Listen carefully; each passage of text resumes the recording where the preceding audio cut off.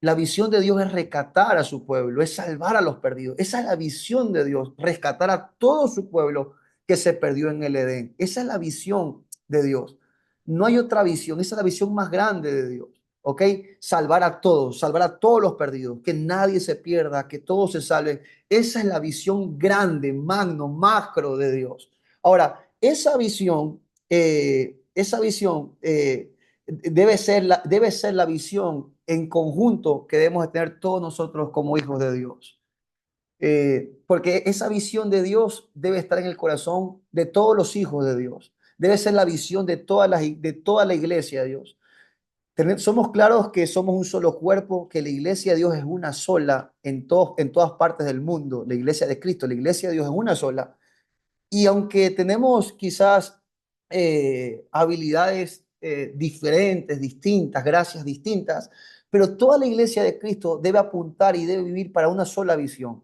Todo en enfoque principal, la visión. Yo sé que cada iglesia tiene su propia visión, pero realmente toda la iglesia de Cristo debe su visión alinearse a una visión general que es la visión de Dios, que es salvar a los perdidos. ¿Ok?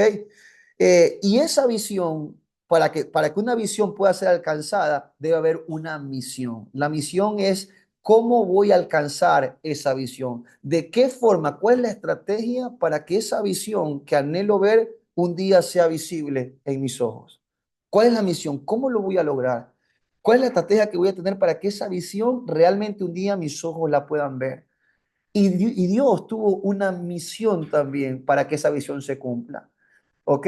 Y esa misión debe estar en la misión de todo el pueblo de Dios, toda la iglesia. Por eso se llama la gran comisión, porque es una misión. La palabra comisión es una misión en conjunto. Comisión es una misión en conjunto. Es una misión que tenemos todo el pueblo de Dios, toda la iglesia de Dios. Debemos tener esta gran comisión. Esta comisión se basa en este texto. Mateo 28:19 es el texto base de esta clase, que es donde se basa esta encomienda. Mateo 28:19 dice, por tanto, vayan y hagan discípulos de todas las naciones, bautizándolos en el nombre del Padre, del Hijo y del Espíritu Santo, enseñándoles a obedecer todas las cosas que yo les he mandado a ustedes, y les aseguro que estaré con ustedes todos los días hasta el fin del mundo. Esta es lo que se conoce como la gran comisión, la gran encomienda. Por tanto, vayan y hagan discípulos a todas las naciones. ¿Ok? Entonces, esta es la misión en conjunto que tenemos. Y esta misión debe apuntar a la visión, esta misión apunta a la visión de Dios. Me encanta el Proverbios 29:18 cuando dice, cuando no hay visión, el pueblo se extravía. Un pueblo que no tiene visión se extravía. Y nosotros como pueblo de Dios tenemos que tener muy clara nuestra visión. ¿Cuál es nuestra visión? ¿A dónde vamos? ¿Dónde está puesta nuestra mirada? ¿A dónde queremos llegar? ¿Cuál es la visión que tenemos? Y yo oro con todo mi corazón para que la visión de Dios corra también por nuestra sangre. Que todos los que estemos aquí, todos los hijos de Dios, todos los discípulos de Dios tengamos esta visión. Y es que el reino de Dios se establezca a cada rincón de la tierra. Que todos se salven. Esa debe ser nuestra visión. Y para poder alcanzar esa visión, tenemos que tener clara cuál es la misión de cómo lo vamos a hacer. Y esta es la misión en conjunto que tenemos toda la iglesia de Dios en todas partes del mundo. Esta es la misión que Dios nos dio. Esta es la estrategia. La estrategia que Jesús nos dio es vayan y hagan discípulos. ¿Cómo vamos a rescatar a todos los perdidos? Haciendo discípulos. Esa es la estrategia, esa es la gran misión que tenemos, hacer discípulos. Amada iglesia, para eso tú y yo debemos de vivir todos nuestros días, para ser discípulos. Y te explico por qué. Hay una diferencia entre un discípulo y un creyente. No sé cuántos saben esto. Les explico la diferencia. Un creyente, como su palabra lo dice, es alguien que escuchó el evangelio, escuchó el mensaje, escuchó la palabra de Dios y producto que escuchó decidió creer, creyó en el evangelio. Y por causa de que creyó en el evangelio, esa persona alcanzó la salvación, volvió a nacer y es salva. Eso es un creyente.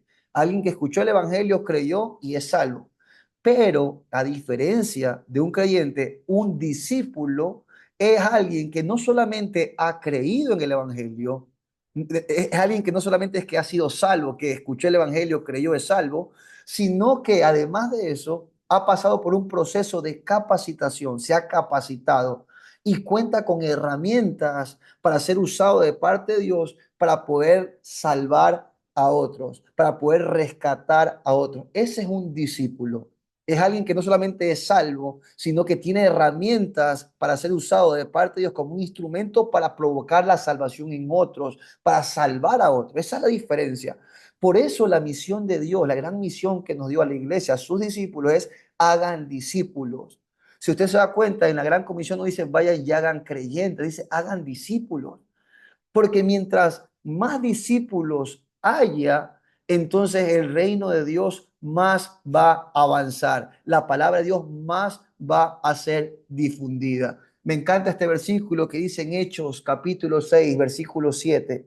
Si puede subraye este versículo porque este versículo es clave. Dice Hechos capítulo 6 versículo 7. Dice, y la palabra de Dios se difundía y el número de discípulos aumentaba considerablemente en Jerusalén. Hagamos una pausa aquí. Mira lo que dice, la palabra de Dios se difundía y el número de discípulos aumentaba.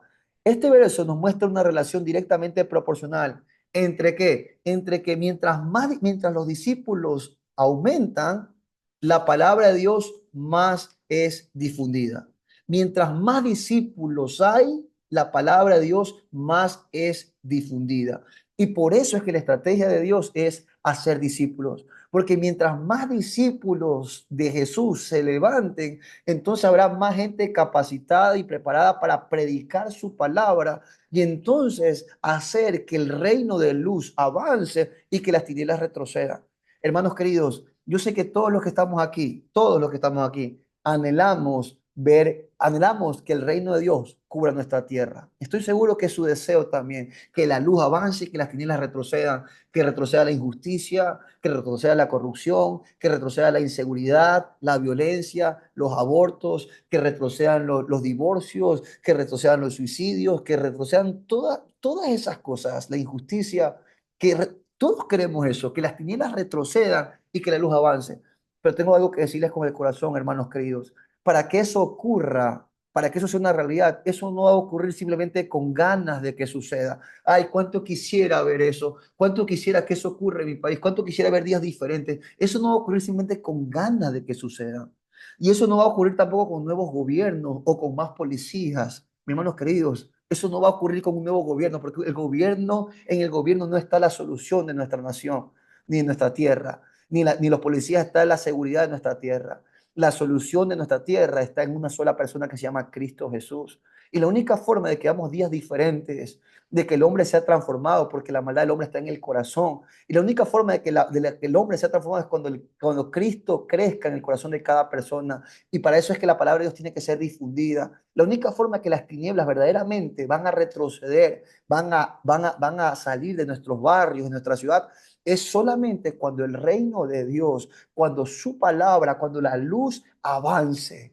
Solamente así, cuando la luz avance, las tinieblas no lo pueden contener.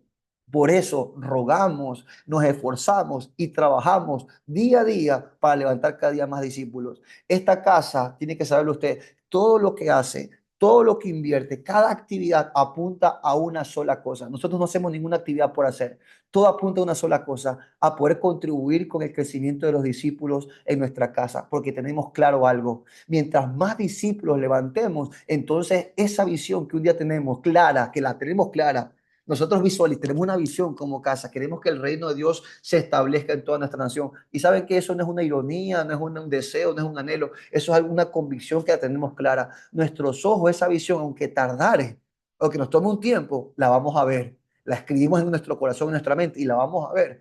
Pero no solamente la vamos a ver sentados esperando que suceda, sino que la vamos a provocar, porque tenemos una estrategia de cómo hacerla. Y la única forma de lograrlo es levantando cada día más discípulos en nuestra casa. El rey David decía, hubiese yo desmayado si no creyese que veré la bondad de Dios en la tierra de los vivientes. Y nosotros creemos firmemente que vamos a ver la bondad de Dios en nuestra nación, en nuestra ciudad, por más que nuestros ojos vean días difíciles, por más que hoy en día veamos tanta desesperanza, nosotros por encima de una realidad caminamos sobre una verdad.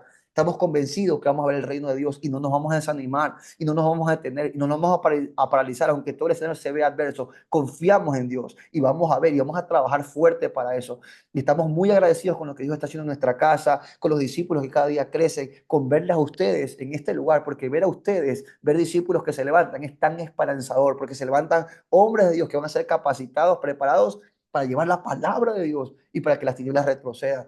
Así que para eso trabajamos, esa es nuestra misión, esa es la misión de la iglesia y debe de ser la misión de toda la iglesia en todas partes del mundo. Entonces, tenemos una gran comisión, una misión en conjunto que hacer y nuestra misión consiste en hacer discípulos. Esta estrategia nació en el corazón de Jesús. No es que la inventamos nosotros, no es que nosotros se nos ocurrió. Esta estrategia nació en el corazón de Jesús. Me encanta este versículo, Mateo 9:35 al 36. Miren lo que dice. Dice, Jesús recorría todos los pueblos y las aldeas. Mire, Jesús recorría. Repito, Jesús recorría todos los pueblos y las aldeas, enseñando en las sinagogas, anunciando las buenas del reino y sanando toda enfermedad y toda dolencia. Dice, al ver las multitudes, dice, tuvo, ¿qué cosa? Compasión de ellas, porque estaban agobiadas y desamparadas como ovejas sin pastor. Y entonces dice, la cosecha es abundante, la mies es mucha, pero son pocos los obreros. Y les dijo a sus discípulos, pídanle por tanto al Señor de la cosecha que envíe obreros a su campo. Y si se da cuenta, lo que viene inmediatamente después de ese versículo, si usted tiene su Biblia abierta, se va a dar cuenta que lo que viene inmediatamente después es cuando Jesús comienza a levantar y a enviar a sus discípulos. ¿Ok? Y esto es interesante. Primero me llama la atención esto. Dice que Jesús recorría los pueblos. Mi hermano, Jesús no era un hombre que estaba pasivo, que estaba sentado en una silla en la iglesia. Jesús no era alguien que estaba simplemente calentando una banca todos los domingos en la iglesia. No, Jesús era alguien activo, alguien no solamente que esperaba que las cosas sucedan, sino que las provocaba. Él recorría, él se movía, él caminaba, él llevaba, él salía, porque esa es la gran comisión. Vayan y hagan discípulos. La gran encomienda no es vengan, no es espérenlos, es salgan a buscarlos. Jesús recorría, Jesús iba a buscar a los perdidos. Recorría a todos los pueblos, aldeas donde sea, él recorría. Sus días eran muy activos. Él vivía con un solo propósito: yo vivo para llevar la salvación a cada rincón de esta tierra. Y así debemos vivir también nosotros. Pero miren qué consistía el ministerio de Jesús. El ministerio de Jesús consistía, a esto se dedicaba Jesús. Enseñaba, predicaba y sanaba. Eso es lo que hacía Jesús. Enseñaba en las sinagogas, predicaba el evangelio del reino y sanaba toda enfermedad y toda dolencia y liberaba. Ese es el ministerio de Jesús, en eso consistía. Ese es el ministerio, ese es el ministerio que tú y yo debemos de hacer. Tú y yo debemos enseñar, tú y yo debemos predicar, tú y yo debemos sanar y liberar a toda enfermedad y toda dolencia y toda opresión. ¿Ok? Pero miren lo que dice, después de que Jesús hacía sus actividades, me llama la atención lo que dice aquí, dice, al ver las multitudes, Jesús vio las multitudes, vio la gente, vio multitud de gente.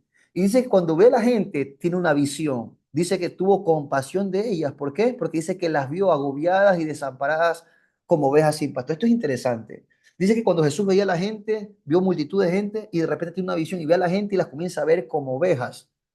Y no solamente como ovejas, sino que las comienza a ver como ovejas sin pastor. Ve a la gente, la ve como ovejas agobiadas, angustiadas, desamparadas, como una oveja que no tiene pastor. Y esto es interesante, hermanos queridos, porque no sé si usted sabe, pero el único animal que no tiene ningún mecanismo de defensa son las ovejas. No tienen mecanismo de defensa, por eso dependen totalmente del cuidado de su pastor. Pero dice que cuando Jesús veía a la gente, dice que las veía con tanta compasión, porque dice que las veía como ovejas, o sea, ahí sin mecanismo de defensa y de paso sin pastor, es decir, totalmente expuestas al sufrimiento, al daño y a la muerte. Y así es como Dios ve a la gente, así es como Jesús veía a la gente. Y tuvo tanta compasión porque Jesús ama a la gente, porque Jesús no quiere que la gente se pierda, porque a Jesús si hay algo que le mueve el corazón en la gente, mis hermanos. Jesús no vivía por la gente, se angustiaba por la gente, se preocupaba por la gente. Hago un paréntesis aquí y te hago una pregunta y sé sincero en tu respuesta contigo mismo. ¿Qué es lo que te preocupa a ti? ¿Qué es lo que te preocupa a ti? ¿Qué es lo que te quita el sueño? Quizás el tener un mejor trabajo, tener un mejor celular, tener un mejor carro, ver si vas a viajar este año. ¿Qué es lo que te preocupa? ¿Qué es lo que te quita el sueño? Ver si es que va, si es que vas a tener un buen ingreso económico. ¿Qué es lo que qué es lo que te preocupa? Mira, me encanta porque a Jesús lo que le preocupaba era la gente. Jesús vivía para salvar a la gente. Y yo oro con mi corazón. Oro para que esta carga se pegue en nuestro futuro. Estoy hablando de los futuros líderes de nuestra casa. Puedo hablarles con el corazón. Le pido a Dios que Él ponga la carga en sus corazones, la carga de amor, de compasión por la gente. Que entendamos que la razón por la que vivimos es por Dios y es por la gente. Que entendamos, como decía el apóstol Pablo, para mí el vivir es Cristo. Oro para que entiendas cuál es la razón por la que vives, cuál es el propósito por el que tú vives. ¿Te has preguntado cuál es el propósito por el cual todavía respiras, por el que te levantas día a día?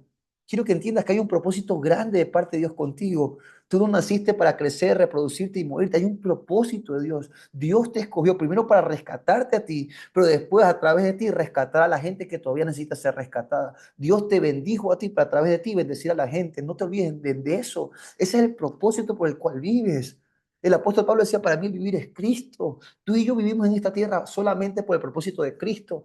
Porque si no, créeme, hermano querido, si no, no estuviéramos en esta tierra. No hubiera más necesidad de estar en esta tierra, que de paso estamos expuestos a sufrimiento, a injusticia en este mundo caído. Estuviéramos, si es que no hubiera necesidad de salvar a la gente, créeme que tú y yo deberíamos estar ya en el cielo si tienes a Cristo en tu vida. Debiésemos estar allá, entrar viendo en el reino de los cielos, disfrutando las promesas de Dios. Pero si aún estamos aquí, es porque hay un propósito, es porque Dios aún nos quiere usar para poder rescatar a los perdidos. Eso es lo que decía Pablo. Decía, no sé qué hacer. Para mí el vivir es Cristo y el morir es ganancia. No sé qué hacer, no sé si ya partir de este mundo y estar con Cristo, que es mucho mejor, pero si mi vida todavía es útil para el reino, si mi vida todavía sirve, contribuye, es útil para que el reino avance, para que los perdidos se salven, entonces no sé qué hacer, estoy en una encrucijada. Entonces creo que es más necesario todavía quedarme aquí, aunque sea que tenga que padecer, pero quedarme aquí para cumplir el propósito. Y yo oro, amada iglesia, oro futuros discípulos, que tú entiendas esto. Esta es la razón por la que vives. Esta es la razón por la que vives. Oro para que se te revele esto. Oro para que el Espíritu Santo te hable. Hay un propósito grande en tu vida. Créeme, por encima, como dice la canción de Alex San Pedro, que entiendas que por encima de tu oficio está un llamado, que aún tu oficio, que aún tu trabajo solamente es la excusa para que ahí en ese lugar tú lleves el reino de Dios, porque ese es el llamado que tienes, que salves a la gente, que compartas las maravillas que Dios ha hecho contigo, que seas una voz de esperanza, que lleves, que prediques el evangelio de salvación y que rescates a los perdidos. Ese es el propósito por el que vivimos, amigos. Esa es la razón. Y yo oro para que eso corra por el ADN de cada miembro de nuestra casa. Yo oro para que cada persona en nuestra casa tenga claro cuál es la visión que tenemos como iglesia. Porque si la gente no tiene clara la visión, estamos deambulando, estamos perdidos, estamos perdiendo el tiempo. Y yo en este discipulado, yo quiero que ustedes entiendan, futuros líderes, ustedes tienen que tener claro cuál es la visión de nuestra casa. Porque como lo decía al principio, sin visión el pueblo se pierde. Y alguien que no tiene visión en la iglesia solamente está perdiendo el tiempo. Yo oro para que tú entiendas que en nuestra casa hay una visión. Y la visión es que el reino de Dios se extiende en cada persona de nuestra nación. Pero para esa visión hay una misión y la misión es hacer discípulos. Y yo oro para que tú te enfoques, vivas claro en cuál es el propósito que tenemos y que te conviertas y que te alinees y comencemos a trabajar fuerte, hombro a hombro, para esta misión que tenemos juntos. Porque esta misión no solamente es de los pastores, esta misión no es de los líderes, esta es la misión de todos los discípulos de Jesús. Y si tú eres un discípulo de Jesús, quiero que sepas que esta misión también es tuya, para pelear hombro a hombro para esto, para trabajar, para desgastar nuestra vida, todo lo que somos, todo lo que tenemos para un solo propósito, para levantar discípulos en nuestra casa, para salvar a los perdidos. Esa debe ser nuestra misión, como la tuvo Jesús. Jesús dice que vio a la gente y las vio como ovejas sin pastor. Tuvo compasión porque Jesús ama a la gente, porque Jesús no quería que nadie se pierda. Y lloro para que esa misma carga pese en tus corazones. Lloro para que tú todos los días pienses en la gente. Oro para que, como una vez lo decía Marcos Brunet, la gran comisión empieza saliendo de nosotros mismos, no salir a las naciones. La gran comisión, la gran misión comienza saliendo de nosotros mismos, de nuestra comunidad, saliendo de nuestro propio bienestar, saliendo de nosotros e ir por los demás. Oro con mi corazón para que se levante una generación así, que ame a la gente, que tenga compasión. Alguien que tiene compasión es alguien que no puede avanzar hasta satisfacer una necesidad que está a sus ojos viendo. Eso es compasión. Veo una necesidad y no me permite avanzar la compasión hasta poder arreglar esa situación. Oro para que tú vivas con esa compasión en esta tierra, compasión por los perdidos, compasión por la gente que no tiene a Cristo y que se está muriendo y que está caminando al infierno. Oro para que tengas compasión y que todos los días nos desgastemos todo lo que tenemos para poder salvar a los perdidos, mis hermanos. Así era Jesús, tuvo compasión, los vio como ovejas sin pastor, los vio expuestas al sufrimiento y a la muerte. Y entonces Jesús los llama a los discípulos y les dice, oren, cuando oren, oren así y pidan al Padre, pidan al Dios de la cosecha que envíe obreros a la cosecha. Eso Jesús le dijo a sus discípulos, oren. Y yo oro para que esta también sea tu oración y la mía. Oremos para que Dios levante obreros, oremos continuamente para que Dios levante discípulos. El verles a ustedes conectados aquí es una respuesta a oraciones, hermanos. Verles a ustedes, futuros discípulos en nuestra casa, es una respuesta a oraciones que hemos hecho. Nos llena de alegría cada vez que se levantan más líderes en nuestra casa. Nos llena de tanta alegría porque es esperanza. Se levantan nuevos discípulos, se levantan obreros porque hay tanta necesidad. Hay tanta necesidad, hay tanta gente que se está perdiendo, hay tanta gente que se está muriendo, hay tanta gente que se está suicidando, hay tantos matrimonios que se están rompiendo, hay tantas familias que se están destruyendo, hay tantos jóvenes que se están perdiendo en los vicios, hay tanta necesidad, tanta necesidad. Hay tanta gente con el corazón lastimado, roto, hay tanta gente metida en angustia, en depresión.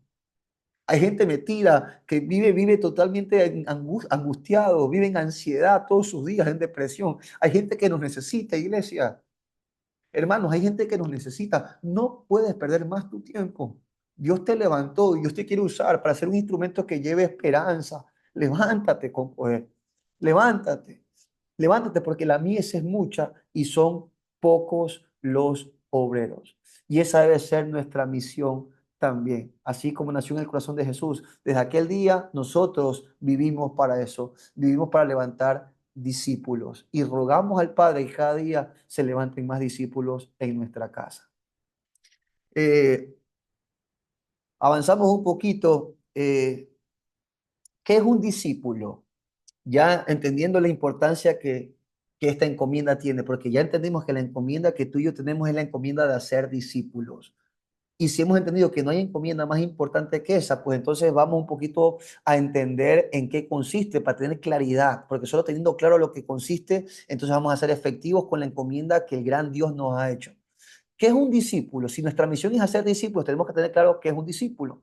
Les explico, un discípulo, según el concepto más sencillo, un discípulo es uno que aprende de su maestro. Un discípulo es un aprendiz, uno que aprende de su maestro. Pero ojo, es un aprendiz, pero cuyo objetivo es convertirse en algún momento como su maestro. No es alguien que solamente está sentado todo el tiempo, sentado escuchando, escuchando y pasa su vida sentado escuchando, por favor. Hay gente que pasa años en una iglesia solamente sentado escuchando y eso es lo que y eso Dios no quiere contigo. Eso no es un discípulo. Un discípulo es alguien que sí, hay un tiempo que se sienta, pero se sienta para aprender. Pero se sienta con el objetivo de un día convertirse como su maestro y hacer lo mismo que hace su maestro. Eso es un discípulo. Y eso es lo que Dios quiere hacer contigo. Y eso es un discípulo de Jesús. Alguien que se sienta a aprender de Jesús. Porque recuerden que nuestra misión es hacer discípulos de Jesús, no discípulos personales, por favor. Es discípulos de Jesús. Tenemos que mostrar a Jesús. ¿Ok? Entonces es importante eso. Un discípulo es un aprendiz cuyo objetivo es convertirse en alguien como su maestro. Un discípulo no es alguien que se sienta solo a aprender y su objetivo solo es pasar sentado sin hacer nada, sino alguien que está dispuesto a aprender para luego hacer lo que su maestro hace. Me encanta este versículo que dice el apóstol Pablo en 1 Corintios 11:1. Dice, imítenme a mí, sean pues imitadores de mí, así como yo imito a Cristo. Mis hermanos, tenemos que tener algo claro. Tu misión y la mía es levantar discípulos de Jesús. Es que la gente ponga la mirada, no en el hombre, que ponga la mirada en Jesús.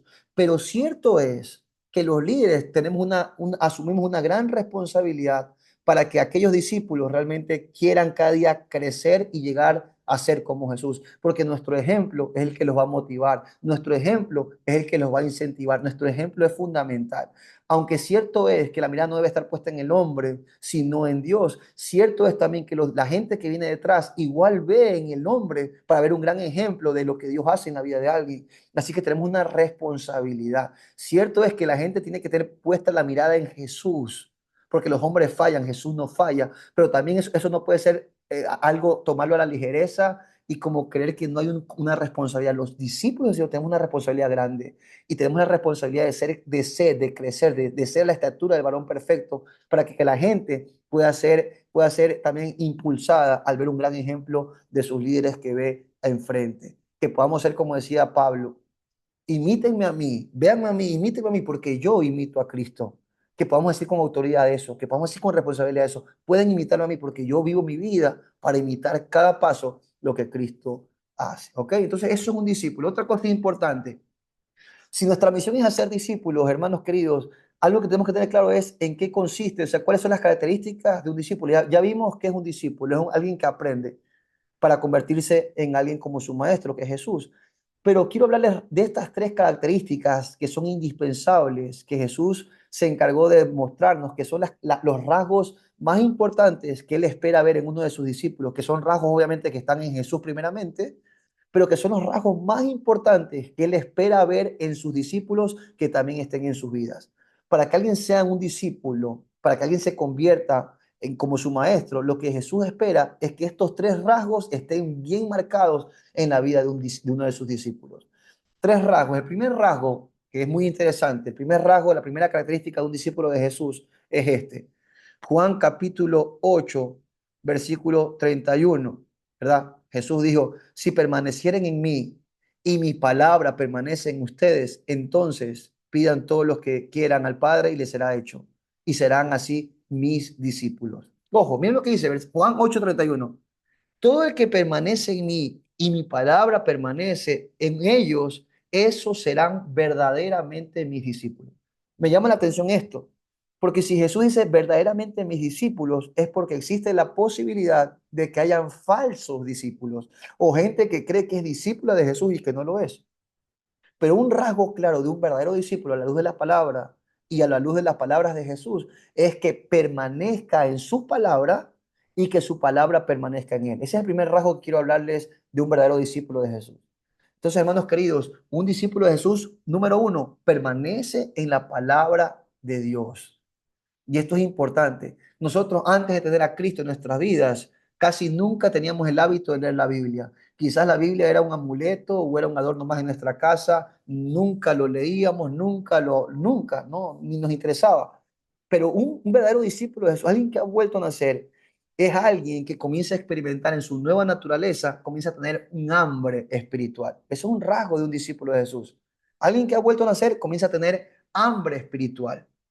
Alguien que ha nacido espiritualmente tiene hambre espiritual. Y es por eso que comienza a dar hambre por creer la palabra. Es por eso que comienzas a tener ahora sí deseo de querer leer, de querer ir a la iglesia, de querer abrir tu Biblia en tu casa, llevar la Biblia a la iglesia, de meterte a espacios como estos en el discipulado. Que tú estés en este lugar es una evidencia de que hay un hambre espiritual, de que tú eres un discípulo de Jesús, que estás teniendo hambre y por eso estás aquí, porque quieres aprender, porque quieres crecer en la Biblia, quieres crecer en la palabra. Eso habla, porque eso es la evidencia de un discípulo. Comienza a tener hambre en la palabra, hambre en la palabra. Tiene hambre, tiene el deseo de leer la palabra. ¿Ok? Entonces es una evidencia de un verdadero discípulo de Jesús. Tiene hambre por la palabra. Quiere leer la palabra. Ojo, y no solamente que quiere leer, sino que permanece en la palabra. No solamente que la lee, no solamente que oye, sino que la hace. Permanece. Dice, permanece en mi palabra y mi palabra permanece en él. No solamente es alguien que oye, no solamente es alguien que lee la palabra, sino que permanece en la palabra, es decir, que obedece la palabra, que la palabra se convierte en una lámpara a nuestro camino, como dice la Biblia, lámpara es a tus pies, lámpara es a mis pies tu camino y lumbrera. Lámpara es a mis pies tu palabra y lumbrera mi camino. Eso se convierte, la palabra se convierte en una guía, se convierte en quien determina las decisiones, cómo vives, cómo caminas. Es la palabra de Dios. Esa es la evidencia de un discípulo de Jesús. La palabra comienza a determinar cómo vives. ¿Ok? Eso es indispensable. Eso es un rasgo de un verdadero discípulo. Alguien que lee la Biblia y que la obedece y que comienza a vivir de acuerdo a la palabra. No, no que vives como tú crees. No, estas cosas yo creo que son, estas cosas no. Esto para mí sí, esto para mí no. Porque hay mucha gente que hay ciertas cosas en la Biblia que sí les gusta recibir, pero hay otras cosas como que las queremos saltar, ¿verdad? Pero eso no es un discípulo de Jesús. Un discípulo de Jesús es alguien que ama su palabra, tiene hambre por la palabra, pero también la comienza a poner por obra, la obedece. Es la palabra que comienza a guiar sus decisiones, cada cosa que hace. Ese es Ese es un rasgo claro de un discípulo de Jesús. Por eso es que Jesús dijo, mis ovejas oyen mi voz. No sé cuántos han escuchado esa palabra. Mis ovejas oyen mi voz y me siguen. Eso es clave. Jesús está hablando como el buen pastor. Estas son mis ovejas. Estos son mis discípulos. Este es mi rebaño. Aquellos que, número uno, oyen mi voz. Eso es una clave. Aquellos que oyen la voz de Dios son los discípulos de Jesús. No solamente la oyen, sino que lo siguen. Es una clave de un rasgo de un discípulo de Jesús. Está dispuesto siempre, atento a oír su voz y atento a seguirla. Así que ese es un rasgo de un discípulo y ese es un rasgo que tú como discípulo de Jesús debes de tener. Debes de tener hambre por la palabra. La pregunta que te hago es, ¿cuánto tiempo le dedicas a la lectura de la Biblia? ¿Cada cuánto tiempo lees la Biblia?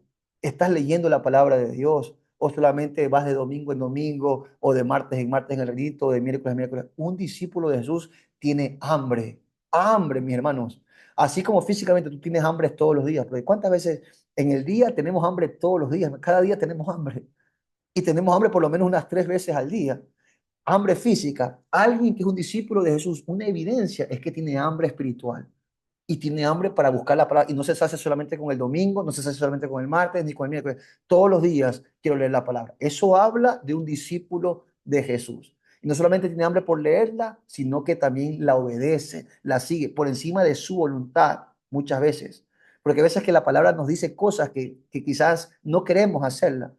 Pero un discípulo de Jesús responde y actúa como Jesús decía. Por ejemplo, ¿se acuerdan en Getsemaní cuando Jesús decía, Padre, si es posible, pase de mí esta copa, este trago amargo? No quiero hacerlo, pero que no se haga mi voluntad, sino la tuya. Ese es un rasgo de un verdadero discípulo de Jesús.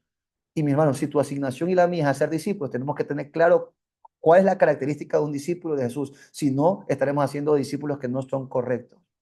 Y primero, y antes que eso, es que tú y yo seamos discípulos para que seamos realmente modelar a alguien, porque no podemos enseñar a alguien algo que no hacemos nosotros primeramente.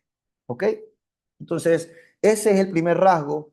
Aquí en Juan capítulo 13 versículo 35 dice, de este modo todos sabrán que son mis discípulos.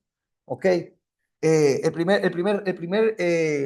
vimos el primer rasgo, ¿verdad? Juan 8:31. El segundo rasgo, la segunda característica de un discípulo está en Juan 13:35, que se los leo aquí. De este modo, todos sabrán que son mis discípulos si se aman los unos a los otros. Miren qué interesante lo que dice Jesús. En esto sabrán que son mis discípulos. De esta forma conocerán quiénes son mis discípulos si se aman los unos a los otros. En otra palabra, lo que Jesús estaba diciendo es, cuidado, no se dejen engañar, porque hay unos que parecen, pero no son. Cuidado que hay lobos vestidos de oveja. Hay gente que por fuera parece, pero por dentro no lo es. ¿Cómo los voy a identificar? ¿Cómo sabré quién realmente es un discípulo tuyo, Señor? Y Jesús dijo esto, en esto sabrán, de esta forma, este va a ser el rasgo, este va a ser la forma en que vas a poder identificar cuál es un discípulo mío. Y dice esto, si se aman los unos por los otros, si tienen amor los unos por... Este es otro rasgo muy marcado de un discípulo de Jesús. Ama, ama a Dios primeramente, ama a Dios y por cuanto ama a Dios, ama a la gente. Eso es una evidencia, mis hermanos. Nosotros antes de tener a Cristo en nuestras vidas éramos gente egoísta. Solo pensábamos en nuestro bienestar. Todo giraba alrededor de nosotros. Éramos el humanismo, el hombre como el centro de todo. Nosotros éramos el centro de lo más importante. Buscábamos solamente nuestro bienestar y si estábamos bien, no me importa el resto. Ese es el humanismo. Ajá, eso es el humanismo. Pero eso es alguien egocéntrico. Antes éramos egocéntricos. Pero un discípulo de Jesús no es egocéntrico. Un discípulo de Jesús es cristocéntrico. Por eso es discípulo de Jesús, es cristocéntrico. ¿Ok? Entonces, ama a Cristo es lo más importante en su vida. Y como sabe que lo que más ama a Dios es la gente, entonces por cuanto amo a Dios, comienzo a amar a la gente. Eso es un rasgo de alguien que, un discípulo de Jesús comienza a amar a la gente porque ama a Dios. Yo siempre les digo esto, siempre digo este ejemplo, que cuando alguien estaba enamorado de alguien, si tú estabas enamorado de una chica y esa chica amaba a los gatos, le encantan los gatos, pero tú odiabas a los gatos, eras hasta alérgico a los gatos, te daba asma solamente con ver fotos de gatos. Pero a la chica que te gustaba amaba a los gatos. Entonces, por cuanto amas a esa chica, te va a tocar amar a sus gatos porque viene el paquete completo. Así mismo, la misma forma ocurre con Dios. Aquellos que amamos a Dios, tienes que tener que lo que más Dios ama es la gente.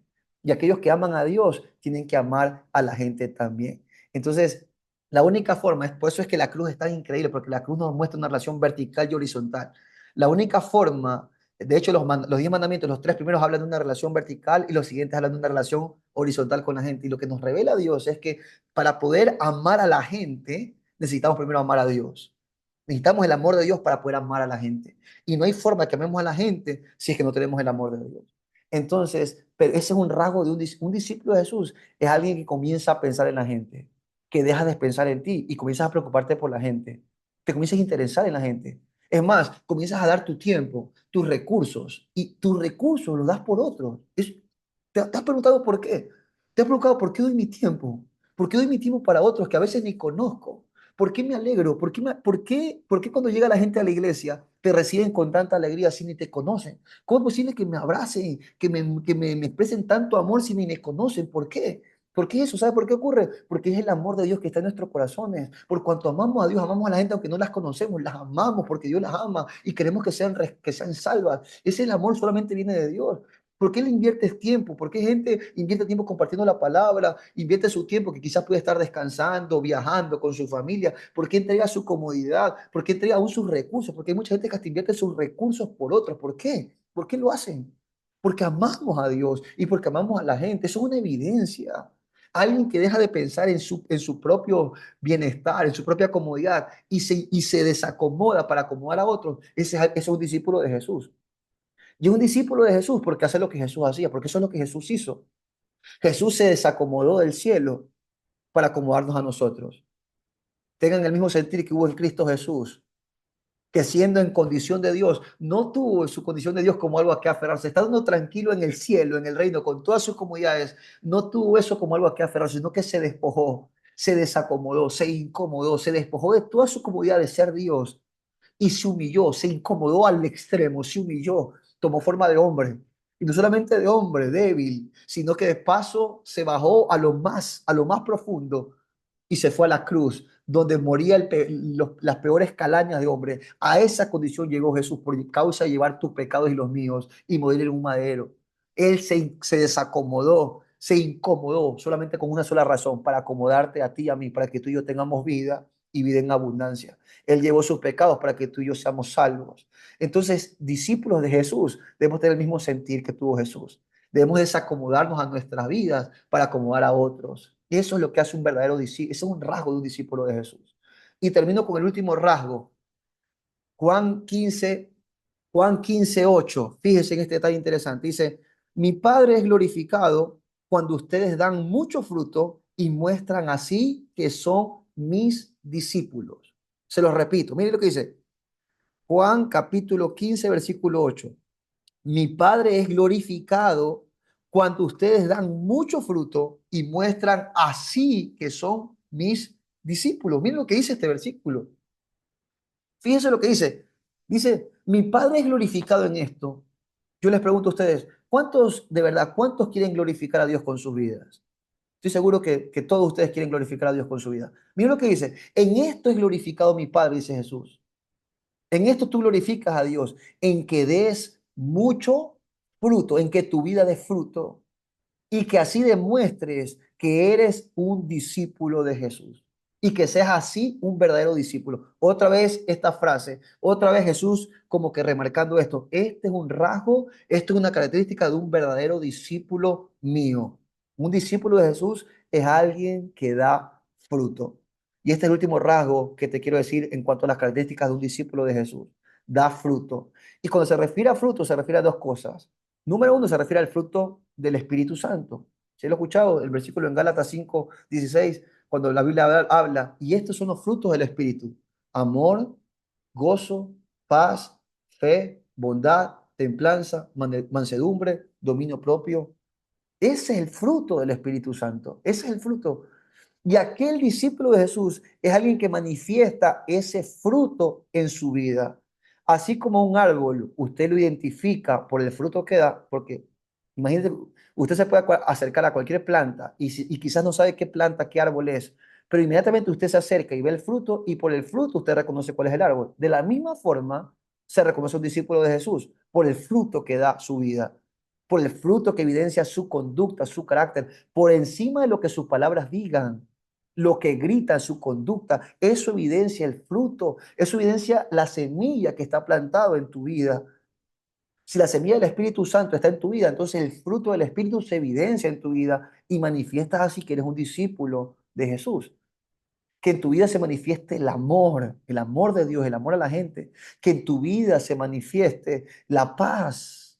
Que en tu vida se manifieste el gozo. Que en tu vida se manifieste la fe. Que en tu vida se manifieste la bondad, la templanza, la mansedumbre. Ese rasgo, ese fruto del Espíritu se manifiesta en tu vida.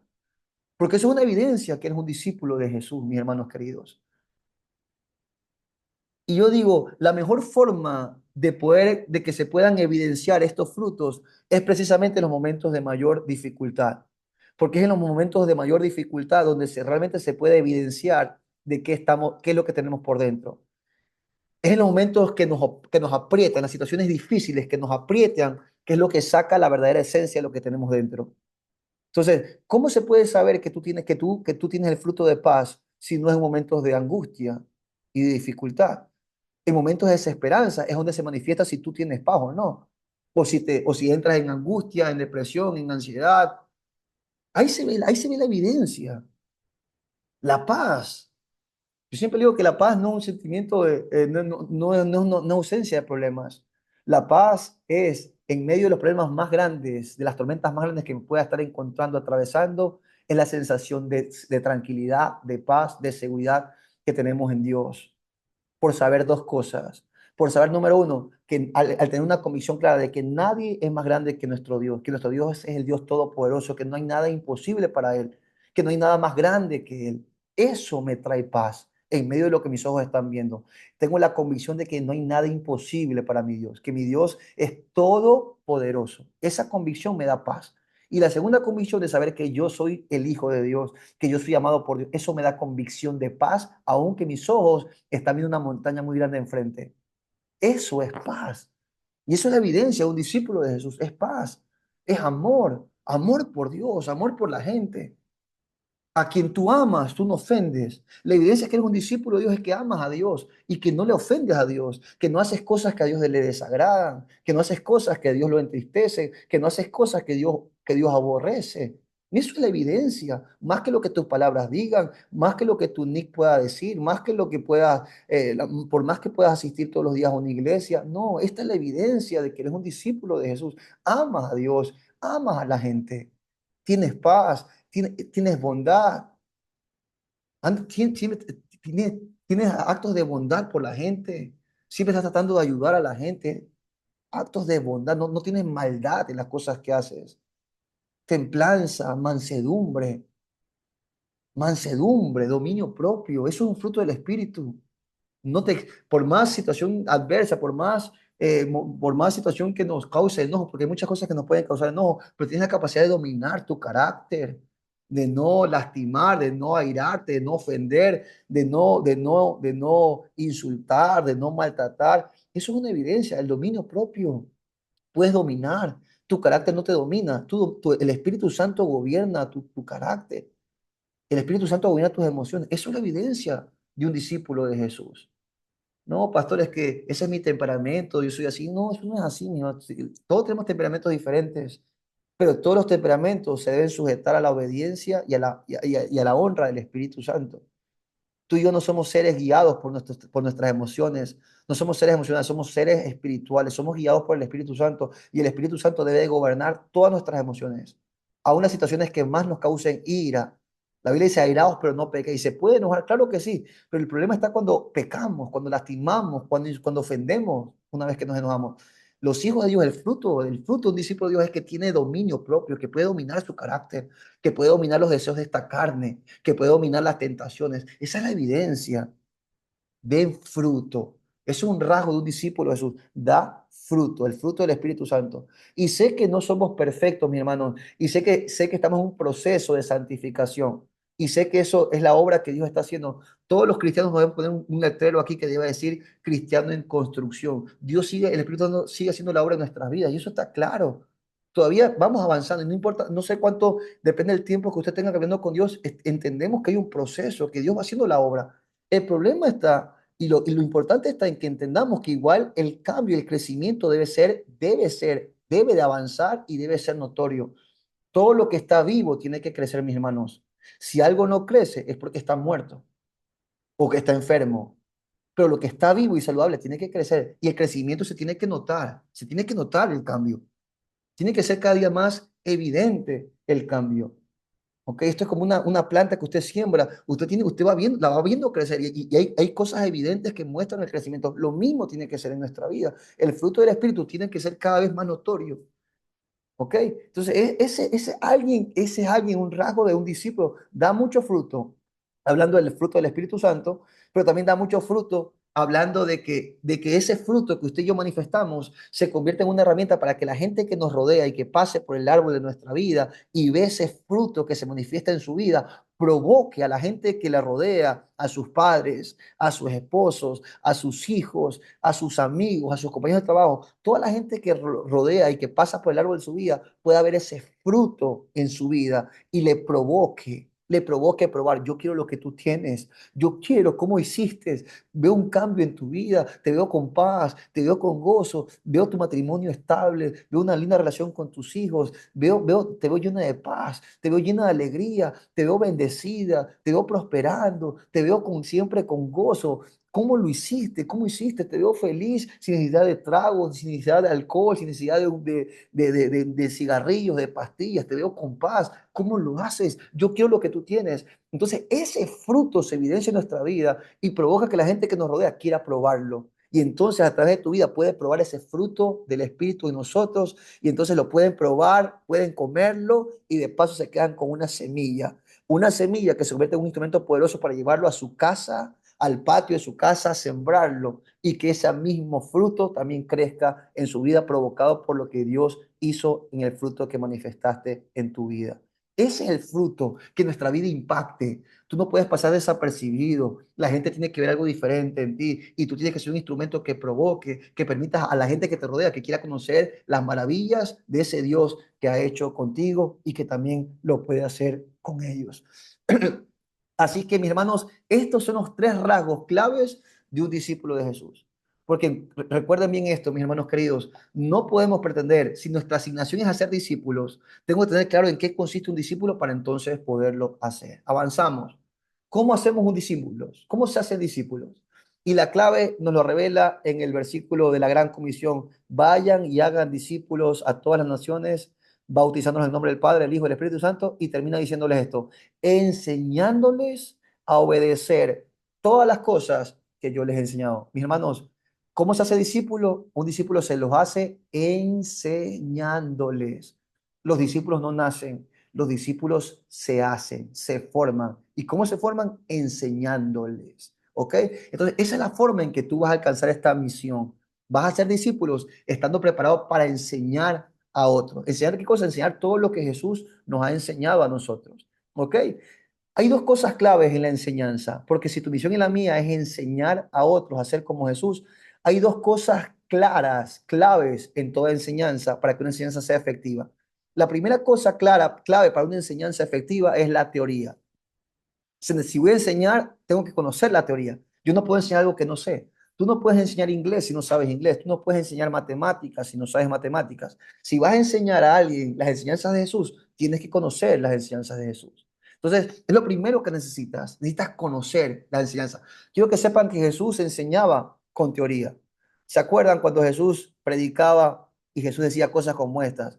Ustedes han oído esto, ustedes han oído que se ha dicho esto, pero yo les digo esto. ¿Se acuerdan de escenas como esas? Ustedes han oído ojo por ojo, diente por diente, pero yo les digo que el que le pegue una mejilla ponga la otra. Enseñanza, Jesús trajo una enseñanza. Jesús trajo una enseñanza, su enseñanza, la enseñanza del reino. Y esa enseñanza Jesús la enseñó, o sea, Jesús sabía, Jesús trajo una enseñanza teórica que de paso iba en contra de toda la enseñanza de este mundo, ¿verdad? Era la enseñanza del reino y Jesús enseñaba esa teoría. Pero lo interesante de Jesús, lo lindo de Jesús, es que no solamente enseñaba una teoría, sino que esa teoría, cada vez que le enseñaba, tenía tanto impacto, porque cuando Jesús enseñaba, enseñaba lleno del Espíritu Santo, con un respaldo del Espíritu Santo. No sé cuántos se acuerdan que hay veces que la gente que escuchaba las enseñanzas de Jesús se quedaban sorprendidos y decía, wow, ¿quién es este hombre que enseña como quien tiene autoridad? Ellos estaban acostumbrados a escuchar a muchos rabinos, a muchos maestros que conocían mucha teoría, mucha teoría. Créanme que eran expertos en teoría, pero aun cuando enseñaban, que conocían mucho, su enseñanza no impactaba a nadie. No impactaba porque no tenían el respaldo, no tenían autoridad, no se sentía que transmitían lo que enseñaban. Pero a diferencia de Jesús, cada vez que Jesús enseñaba, la gente se impactaba. ¿Por qué? Porque Jesús enseñaba con autoridad, porque Jesús enseñaba lleno del Espíritu Santo. Jesús va a una sinagoga, abre el rollo y dice, el Espíritu de Dios está sobre mí. Y quiero hacer un paréntesis aquí, hermano, porque estoy hablando a futuros discípulos, a futuros hombres y mujeres que se van a levantar también dentro de un tiempo a tener un reino en casa y que van a enseñar y que van a levantar discípulos. Quiero que sepan esto, hermanos queridos, que es importante que tú crezcas en el conocimiento, que es importante que tú conozcas las enseñanzas de Jesús, que es importante que tú crezcas en el conocimiento de la Biblia, que sigas creciendo, que te sigas capacitando, que te mantengas aquí en fundamento y que después de fundamento pases a la escuela de embajadores y que así cada vez que puedas sigas creciendo, sigas teniendo más herramientas, porque uno nunca deja de crecer. Es importante que tú crezcas en la enseñanza de la Biblia y te animo para que puedas crecer y puedas enseñar como se debe la Biblia. Pero por encima de la teoría, que es importante, yo te pido que tú entiendas que lo más importante en la enseñanza que tú vas a dar es que te asegures que el respaldo del Espíritu Santo esté contigo, que el respaldo del Espíritu Santo, porque eso es lo que va a provocar que tu enseñanza, cada vez que hables, cada vez que enseñes, pueda ser efectiva, pueda impactar los corazones, pueda provocar transformación en la gente. Necesitas el Espíritu Santo. Nunca se te olvide de eso, nunca. Me encanta una vez un libro que decía, una vez leí un libro que decía, para un buen sermón hoy en día solamente se necesitan buenos libros, una buena biblioteca y puedes armar un buen sermón. Pero un sermón preparado con la mente solamente va a tocar y va a impresionar las mentes. Pero un sermón preparado en el Espíritu, lleno del Espíritu Santo, es un sermón que va a tocar y transformar el Espíritu y provocar la transformación y la salvación de la gente. Necesitamos no solamente enseñar con intelecto y con teoría y con conocimiento, necesitamos enseñar lleno del Espíritu Santo. Y para eso solamente se lo provoca buscando la presencia de Dios. Antes de hacer cualquier cosa, antes de enseñar cualquier cosa, que lo primero que hagas es meterte en tu cuarto y buscar la presencia de Dios, que dependas del que busque su respaldo, que busque su unción, que sea Él hablando, que entiendas que no se trata de tu capacidad ni tu conocimiento, se trata de la presencia de Dios. Y cuando clamas por esa presencia, entonces cuando vas a un lugar a hablar su palabra, el respaldo de Dios va a estar contigo y tu enseñanza va a provocar un impacto poderoso. Y así vas a comenzar a ser discípulos. ¿Ok? Entonces, para la enseñanza efectiva número uno, primero es la teoría. Y segundo es la práctica. Son dos cosas claves para que tu enseñanza sea efectiva. Es la práctica lo que va a respaldar la teoría. Ojo, es la práctica lo que va a respaldar la teoría. Y aún en la práctica lo que enseña más que la teoría, mis hermanos. Créanme que por encima de la teoría, que es importante, la práctica es lo que va a respaldar lo que tu teoría enseñe. Y es la práctica lo que te va a dar autoridad para que la teoría que enseñas pueda ser bien recibida. Porque si lo que enseñas no tiene coherencia con lo que practicas y con lo que vives, entonces no tienes autoridad. Y si no hay autoridad, tu enseñanza no va a ser alcanzada. Es como un padre que le quiera decir a su hijo, y por más que le explique de todas las formas posibles y que le haga todas las presentaciones posibles y todas las formas por la cual no debe de tomar, no debe de emborracharse o no debe de fumar, por más que un padre le diga todas las explicaciones a un hijo que no, por qué que no debe de tomar y no debe fumar, pero si es que el padre fuma y toma, entonces no tiene autoridad sobre su hijo. Por más que le diga que no lo haga, no tiene autoridad. Porque lo que su hijo ve es a un padre que toma, a un padre que fuma, a un padre que miente, a un padre que es violento, a un padre que maltrata. Entonces no tenemos autoridad.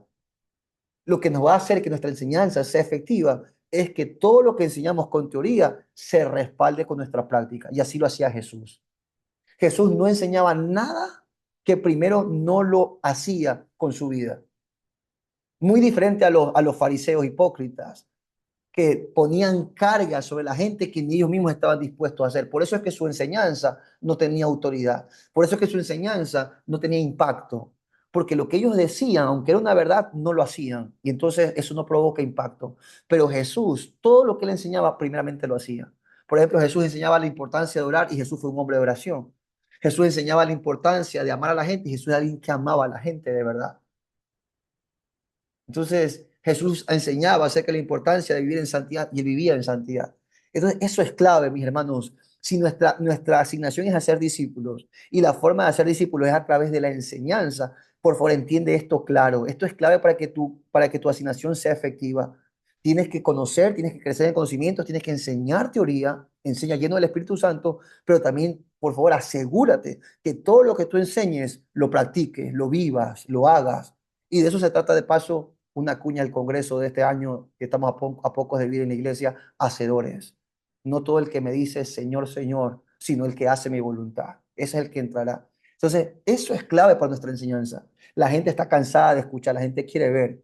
Y cuando la gente ve por encima de lo que digas, la gente ve, eso es lo que la gente va a impactar. Hermanos, lo que se va a reproducir en los tuyos por encima de lo que te escuchan es lo que te ven hacer. Hoy en día que estoy entrando a mi etapa de paternidad, de padre, y mi hijo está cada vez creciendo más, es impresionante. Todo lo que nosotros hacemos es lo que él quiere imitar y quiere hacer también. Y por eso tenemos la responsabilidad como padres de ser grandes ejemplos para él. No solamente lo que digan nuestras palabras y nuestra enseñanza, sino lo que él logra ver a través de nuestra vida. Y así mismo con nuestros hijos espirituales. Todo lo que ven de nosotros es lo que ellos van a reproducir. ¿Ok? Avanzamos y voy terminando con esto. Quiero terminar con esto, que quiero que lo graben en su mente, en su corazón. Esto es clave. Les voy a hablar rápidamente de cuál es el proceso de formación de un discípulo. ¿Cuál es el proceso? ¿Cómo se forma un discípulo? ¿Cuál es el proceso? ¿Cómo comienza y cuándo termina? Y consiste en 4 pasos que anhelo con mi corazón que lo tengas bien claro, porque recuerda que anhelamos que se levanten gente clara con su visión, clara con su misión y que comencemos a trabajar y a esforzarnos en la misión que tenemos en conjunto. Pero para eso tienes que tener clara en qué consiste esta asignación. Así que si nuestra misión es hacer discípulos, tienes que aprenderte bien este proceso de cómo se forma un discípulo. El primer paso para formar un discípulo, primer paso, consiste en 4 pasos. Ganar, consolidar, discipular y enviar. Estos son los 4 pasos de formación de un discípulo.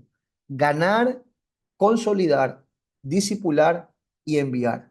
Vamos a hablar del primer paso, ganar. El primer paso de formar un discípulo, ganar. ¿A qué se refiere ganar? Ganar se refiere a ganar a alguien para el reino de los cielos, ganar a alguien para Cristo. A eso se refiere ganar, que ganes a una vida, que salves a una vida, que la ganes para Dios, que la ganes, que la saques de las tinieblas y la ganes para Dios. A eso se refiere ganar. ¿Y cómo ocurre eso? Ocurre compartiendo el evangelio. Ganar se refiere a compartir el evangelio. El evangelio, evangelizar a alguien, eso significa ganar, evangelizar. Esa palabra evangelizar no está puntualmente en la Biblia, pero sí está la palabra evangelio. No sé cuántos saben lo que significa evangelio, pero la palabra evangelio significa buenas nuevas, buenas noticias. Entonces, ¿en qué consiste evangelizar a alguien? Consiste en qué? En compartir el evangelio, predicar las buenas nuevas de salvación que hay en Cristo a otra persona, obviamente siempre llena con el poder del Espíritu Santo en nosotros, logrando que esa persona que está escuchándonos lo reciba a Cristo en su corazón, arrepintiéndose de su caminar, arrepintiéndose de sus pecados y recibiendo a Jesús en su vida y a su palabra como la que diría los pasos a partir de ahora. En ese momento que logramos eso en una persona, podremos haber dicho que hemos ganado a alguien para Dios. Habremos dicho que hemos evangelizado a alguien. ¿Ok? En eso consiste ganar. Porque, mi hermano, no se puede formar a un discípulo, no se puede formar, no se puede enseñar a alguien que no ha nacido. ¿Sí o no? Naturalmente tú no puedes formar a un hijo que no ha nacido, que no tienes, no puedes. Lo mismo ocurre en el espíritu, espiritualmente. No podemos formar a un discípulo que no ha nacido. El primer paso es que una persona nazca, ganar a alguien, que una persona vuelva a nacer, que una persona nazca espiritualmente. Ese es el primer paso. ¿Y cómo lo hacemos nacer? Compartiendo el evangelio. Es la forma de predicando el evangelio para que alguien vuelva a nacer. En ese momento habremos ganado a alguien. ¿En qué lugares podemos ganar a la gente? En todas partes. En todas partes se puede ganar a alguien. Se puede ganar en tu casa, se puede ganar en tu trabajo, se puede ganar en tu universidad, se puede ganar en tu colegio, se puede ganar en el taxi, se puede ganar en el bus, se puede ganar en la calle, se puede ganar en un ascensor. En todas partes que puedas compartir con gente se convierte en una oportunidad para ganar a alguien para el Señor. ¿Ok? De hecho, los reinos en casa, en nuestra iglesia, es el brazo, es el espacio evangelístico más importante que tenemos, porque sabemos que en nuestro contexto tradicional religioso hay mucha gente que no va a querer ir a una iglesia cristiana porque cree que se está cambiando de religión, pero una reunión en casa donde se va a hacer un estudio bíblico sí es más accesible. Entonces se convierte en una oportunidad, nuestros reinos en casa se convierte en una oportunidad para llevar amigos, para que escuchen el Evangelio y a través del Evangelio puedan ser alcanzados y puedan ser salvos y puedan volver a nacer y ganamos a alguien. Por eso yo oro para que tú entiendas que los reinos en casa cada semana es una oportunidad gloriosa para ganar a alguien. Y oro para que cada semana Dios te inquiete para poder invitar a alguien y así hacer que el reino avance y así ganar a la gente. Quiero darte dos herramientas muy prácticas, porque lo más importante para mí hoy no solamente es que llenarte de teoría, sino darte herramientas para que a partir de hoy tú puedas comenzar a ganar y a levantar tus primeros discípulos.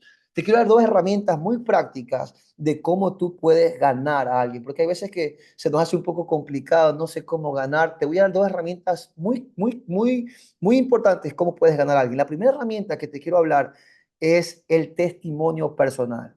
Esto es una herramienta poderosa. Esta herramienta está al alcance y es accesible para todos aquellos que hemos vuelto a nacer. No importa si tienes recién un minuto de convertido, si tienes un día, estás listo para con esta herramienta poder comenzar a ganar a alguien para Jesús. ¿En qué consiste el testimonio personal? La palabra testimonio es una palabra que viene también del léxico legal, ¿verdad? Viene de la palabra testigo, ¿ok? Y un testigo, mismo en el ámbito legal, no sé si aquí hay algún abogado o alguien que estudia leyes, pero un testigo, sencillamente un testigo es alguien ¿cuál es la función de un testigo? Un testigo no es otra cosa que el que testifica de algo que ha visto o ha escuchado de algo. ¿Verdad? Un testigo es eso, es alguien que habla, que testifica de algún acontecimiento que ha visto o ha escuchado. Y en eso consiste el testimonio. El testimonio consiste en poder anunciar, testificar, hablar del acontecimiento más increíble que ha ocurrido en nuestra vida, que es aquel momento cuando tú y yo volvimos a nacer, cuando tú y yo recibimos a Cristo y nuestra vida fue transformada y su gracia nos alcanzó. Ese acontecimiento maravilloso que ocurrió en nuestras vidas, eso se convierte en una oportunidad para poder testificar. Mis hermanos, alguien que es testigo, un testigo en una audiencia, realmente no tiene que aprenderse, no tiene que estudiar ni aprenderse lo que va a hablar, porque es un testigo. Solamente tiene que decir lo que vio y lo que escuchó. Claro que hoy en día en la corrupción en la que vivimos, vemos tantos falsos testigos y gente que paga a gente para que se invente algo y les dice, apréndete esto y di esto y por favor repite esto, no te olvides, porque queremos manipular algo, algo de forma corrompida. Pero realmente en la definición genuina de la palabra testigo, un testigo simplemente no tiene que estudiar nada ni aprenderse nada, solamente dice lo que vio. Y eso es lo que debe hacer un testimonio personal. Es solamente testificar, hablar, anunciar las maravillas de aquel que nos llamó de las tinieblas a la luz. Todos los que estamos aquí, todos un día estábamos en tinieblas. Todos, unos con más que otros, pero todos estábamos llenos de tinieblas. Y de ese lugar Dios nos alcanzó. Cada uno tiene una historia diferente. Y doy gracias a Dios por cada uno de ustedes, porque cada uno tiene una historia diferente. De cada uno Dios nos sacó de una forma diferente. Pero lo único que somos llamados a hacer es testificar las maravillas que Dios hizo en nuestra vida, cómo Dios te sacó de las tinieblas en las que estabas, en la condición en la que estabas y a la condición que te llevó a la luz admirable, cómo cambió nuestra vida. Esa es una herramienta poderosa. Estás listo en cualquier momento para testificar, para contar a otros, sobre todo empezando por tu casa y a cada rincón de la tierra. Comparte, cuenta, anuncia las maravillas del Dios que te rescató de la condición en la que estabas y que te llevó a una condición totalmente diferente. Eso es un testimonio personal y esa herramienta la tienes a tu alcance desde hoy. No sé cuántos han escuchado la historia de aquel ex endemoniado, aquel hombre que estaba endemoniado en Gadara y que Jesús tuvo un encuentro con Jesús y Jesús lo liberó. ¿Se acuerdan? Aquel hombre que estaba metido, que vivía en las tumbas, que se golpeaba, que estaba encadenado, que estaba desnudo. ¿Se acuerdan de ese hombre que cuando tuvo un encuentro con Jesús, Jesús lo liberó, estaba lleno de demonios, tenía una legión de demonios, Jesús lo libera y ese hombre es transformado y le cambió todo, le cambió su vida. al punto que la gente que lo conocía, porque la gente, ese endemoniado era el conocido del barrio, era como el loco del barrio, la gente le tenía pánico y miedo, pero de repente la gente lo comienza a ver y lo ve diferente, lo ve distinto, aún en su aspecto. Dice, este hombre estaba como cuerdo, estaba sentado, estaba bien vestido, estaba en su sano juicio. Era impactante ver la transformación, la gente lo conocía. ¿Qué pasó con este hombre? Y este hombre lleno de gratitud por la gracia, por el poder transformador que Dios hizo en su vida, quiso seguir a Jesús, como ocurre con todos nosotros cuando probamos, cuando Jesús nos transformó, cuando probamos la gracia, quiso hacer lo mismo que ocurre con todo aquel que ha probado el amor de Dios, quiso seguirlo, Señor, yo quiero seguir, yo quiero irte contigo, yo quiero seguirte, quiso seguirlo este endemoniado, este ex endemoniado, quiso seguirlo a Jesús, pero Jesús le dijo, anda primero, ahorita hay algo más importante que tú tienes que hacer. Tengo una asignación más importante para ti antes de esta. Es que vayas, anda a tu casa, anda a tu familia y cuenta las maravillas que Dios ha hecho contigo. Yo les pregunto, mis hermanos, cuánto conocimiento bíblico tenía este endemoniado gadareno en este momento? ¿Cuántos versículos se sabía? ¿Cuántas clases de fundamentos había estado? ¿Cuánta Biblia? ¿Cuánto conocimiento tenía? ¿Cuánta preparación? Nada. Recién había sido rescatado. Sin embargo, de parte de Jesús ya tenía una herramienta para poder ir y ganar a muchos para los pies de Jesús. ¿Que era cuál? La herramienta de su testimonio personal. Anda y cuenta. Que toda la gente que te conoce, empezando por tu casa, que sabía cómo vivías antes y la condición en la que estabas, anda y cuenta las maravillas que Dios ha hecho contigo. Y para mí solo bastaba ver a ese hombre entrar a la casa de su familia para que solamente sin necesidad de abrir la boca, solamente ver su vida transformada era suficiente para que la gente caiga impactada por la obra transformadora que este hombre había tenido. Solamente para decir, ¿qué pasó contigo? ¿Cómo cambiaste? Y que este hombre solamente diga, me encontré con un hombre que se llama Cristo Jesús y me cambió la vida. Eso era suficiente para que toda la gente que lo conociera pueda conocer y entender el poder sobrenatural que había en Cristo y que pueda correr a sus brazos para que haga las mismas cosas con ellos y cosas aún mayores. Testimonio personal, mis hermanos, en tus manos, no importa cuánto tiempo tienes en la iglesia, no importa cuánto tiempo tienes caminando con Dios, no importa cuántas clases has visto, quiero que sepas de parte de Dios algo, tienes una herramienta poderosa en tus manos que es tu testimonio. Ve y cuenta. Ve y cuenta a tu familia, ve y cuenta a tus amigos, ve y cuenta a cada lugar que vas, cuenta las maravillas que Dios ha hecho contigo y te garantizo que esa herramienta va a ser poderosa para ganar a muchos a los pies de Jesús, para que muchos vuelvan a nacer. Hay una forma muy práctica de poder compartir el testimonio, porque hay veces que hasta aún el testimonio quizás no sé cómo compartirlo, se me complica, no sé cómo ordenar las ideas. Aún quiero darte estas herramientas que dentro del pueblo de Dios está hace mucho tiempo y que sirve de forma práctica para poder compartir tu testimonio de forma más ordenada. Y consiste en tres pasos. Para que te doy una herramienta para que puedas compartir de forma más ordenada tu testimonio. Primer paso, ¿cómo era tu vida antes de encontrarte con Cristo? ¿Cómo era tu vida antes de Jesús? Segundo paso, ¿cómo fue tu encuentro con Jesús? ¿Cómo fue tu encuentro con Cristo? Y el tercer paso, ¿cómo ha sido tu vida a partir de ese encuentro con Cristo Jesús? Esos tres pasos te van a ayudar a que puedas compartir de forma más ordenada tu testimonio.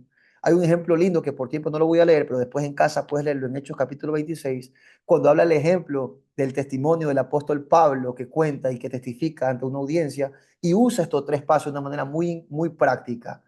Pablo dice estos tres pasos, ¿cómo era su vida antes? Yo antes, Pablo dice, ustedes me conocen, yo era un fariseo, yo era un perseguidor de los cristianos, yo mataba a los cristianos, yo los perseguía, yo los consideraba que eran gente hereje, que eran mentirosos, ¿se acuerdan de mí? ¿Se acuerdan que yo hacía esto? ¿Se acuerdan que ustedes me daban cartas a mí, que yo iba por ellos, que yo di órdenes para que los maten, yo los encarcelé? ¿No se dan cuenta cómo los perseguía? Ese era yo. El primer paso es eso, el primer paso de tu testimonio es identifícate con la gente, identifícate, cómo era tu vida antes de Cristo, que la gente sepa que en un momento de tu vida tú vivías en la misma condición que ellos, que la gente pueda conectar contigo, porque hay veces que la gente cree que porque eres cristiano estás en otra condición muy diferente a la de ellas. No, cuéntale tu testimonio, cómo era tu vida antes, identifícate, hazle saber, yo también vivía como tú. Yo también estaba como tú, yo también tenía las mismas sensaciones que tú, yo también tenía los mismos temores, las mismas tristezas, los mismos dolores, los mismos sufrimientos, yo también me sentía como tú. Cuéntale, ¿cómo era tu vida antes de Cristo? En mi casa, ¿cómo era mi vida antes de Cristo? Mi familia se estaba destruyendo, lleno de violencia, el matrimonio de mis padres se destruía.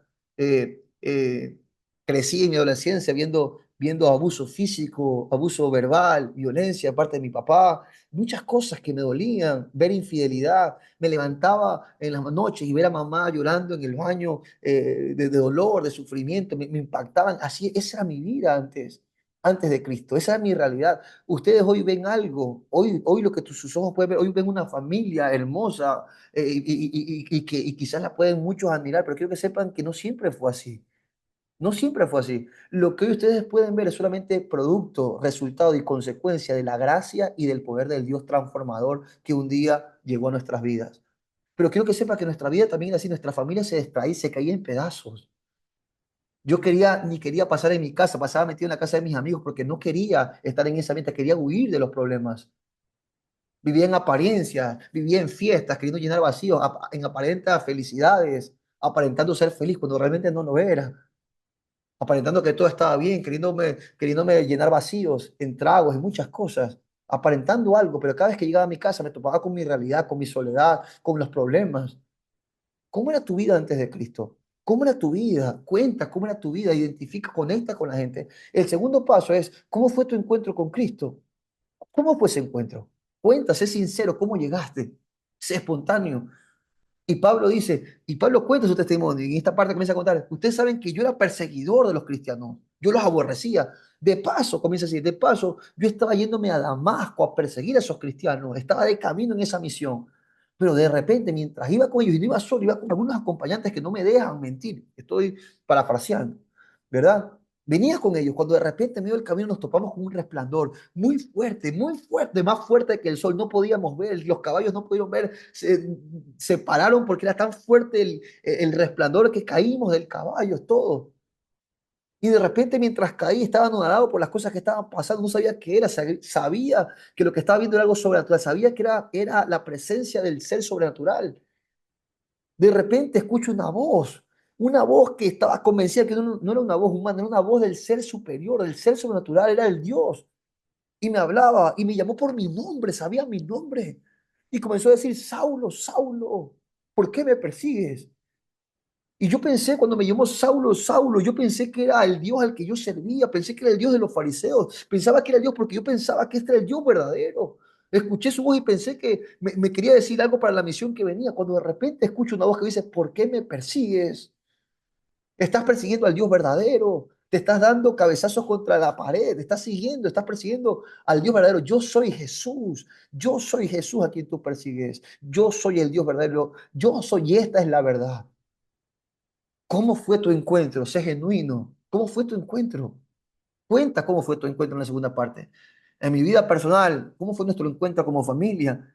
Cuando ya estaba todo destruido, cuando no había más esperanza, cuando mi madre en su desconocimiento, en su ignorancia, trató de buscar todas las alternativas posibles, humanas y conocidas, para poder rescatar su familia. Buscó de todo, psicólogo, ayuda, de todo, hasta en su ignorancia, hasta brujería, porque uno no sabe cómo, no conoce, no sabe cómo salvar las cosas, desconoce de todo, pero nada de eso pudo traer la solución que nuestra familia necesitaba hasta que cuando ya no había más esperanza, cuando ya se había determinado a que esto se acabe para siempre y que se destruya la familia, antes de eso, mi madre conoce una amiga que le invita a una reunión, que le invita a un grupo, que le invita a una iglesia y que justamente venía a un encuentro y le invita a un encuentro. Y mi madre fue a aquel encuentro, a un encuentro, y en ese encuentro se encuentra con Dios. Dios sana sus heridas, Dios la levanta, Dios la llena de esperanza, Dios la transforma, Dios la levanta. Y dentro de ese encuentro con Dios que tuvo, se agarró a una promesa, entendió que Dios, conoció a Dios, y entendió que Dios podía transformar su familia. Se agarró a una promesa en la Biblia que decía, cree en el Señor Jesús y serás salvo tú y tu casa. Cree en el Señor Jesús y serás salvo tú y tu casa. Mi madre se aferró a esa promesa, le entregó todas sus cargas a Dios, le entregó su familia a Dios, creyó, puso su confianza en Dios, creyó que Dios podía hacer un milagro y que Dios podía sanar su hogar y su familia.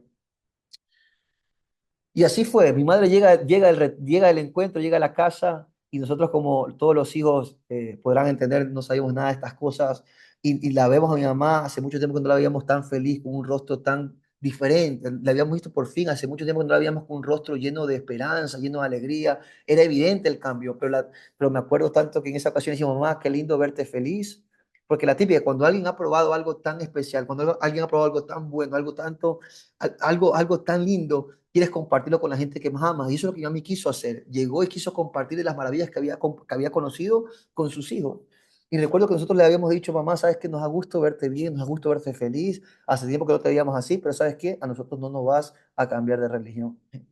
Y yo hoy me río de eso, hermanos queridos, porque créanme que era como que yo tenía un membrete aquí, yo pertenezco a esta religión, pero mi vida vivía una total incoherencia. No conocía a Dios, no conocía su palabra, no vivía de acuerdo a eso, solamente decía yo soy esto.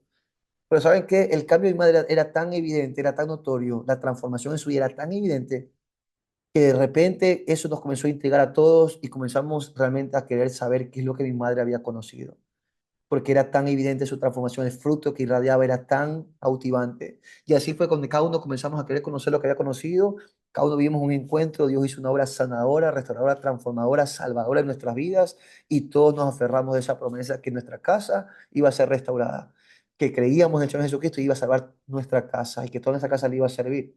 El único que no quería conocer de Dios era en esa ocasión mi padre. Entonces, llegó un momento donde comenzamos juntos a orar y comenzamos a trabajar y a pedir para que Él pueda darse la oportunidad también de conocer a Dios. Y así fue.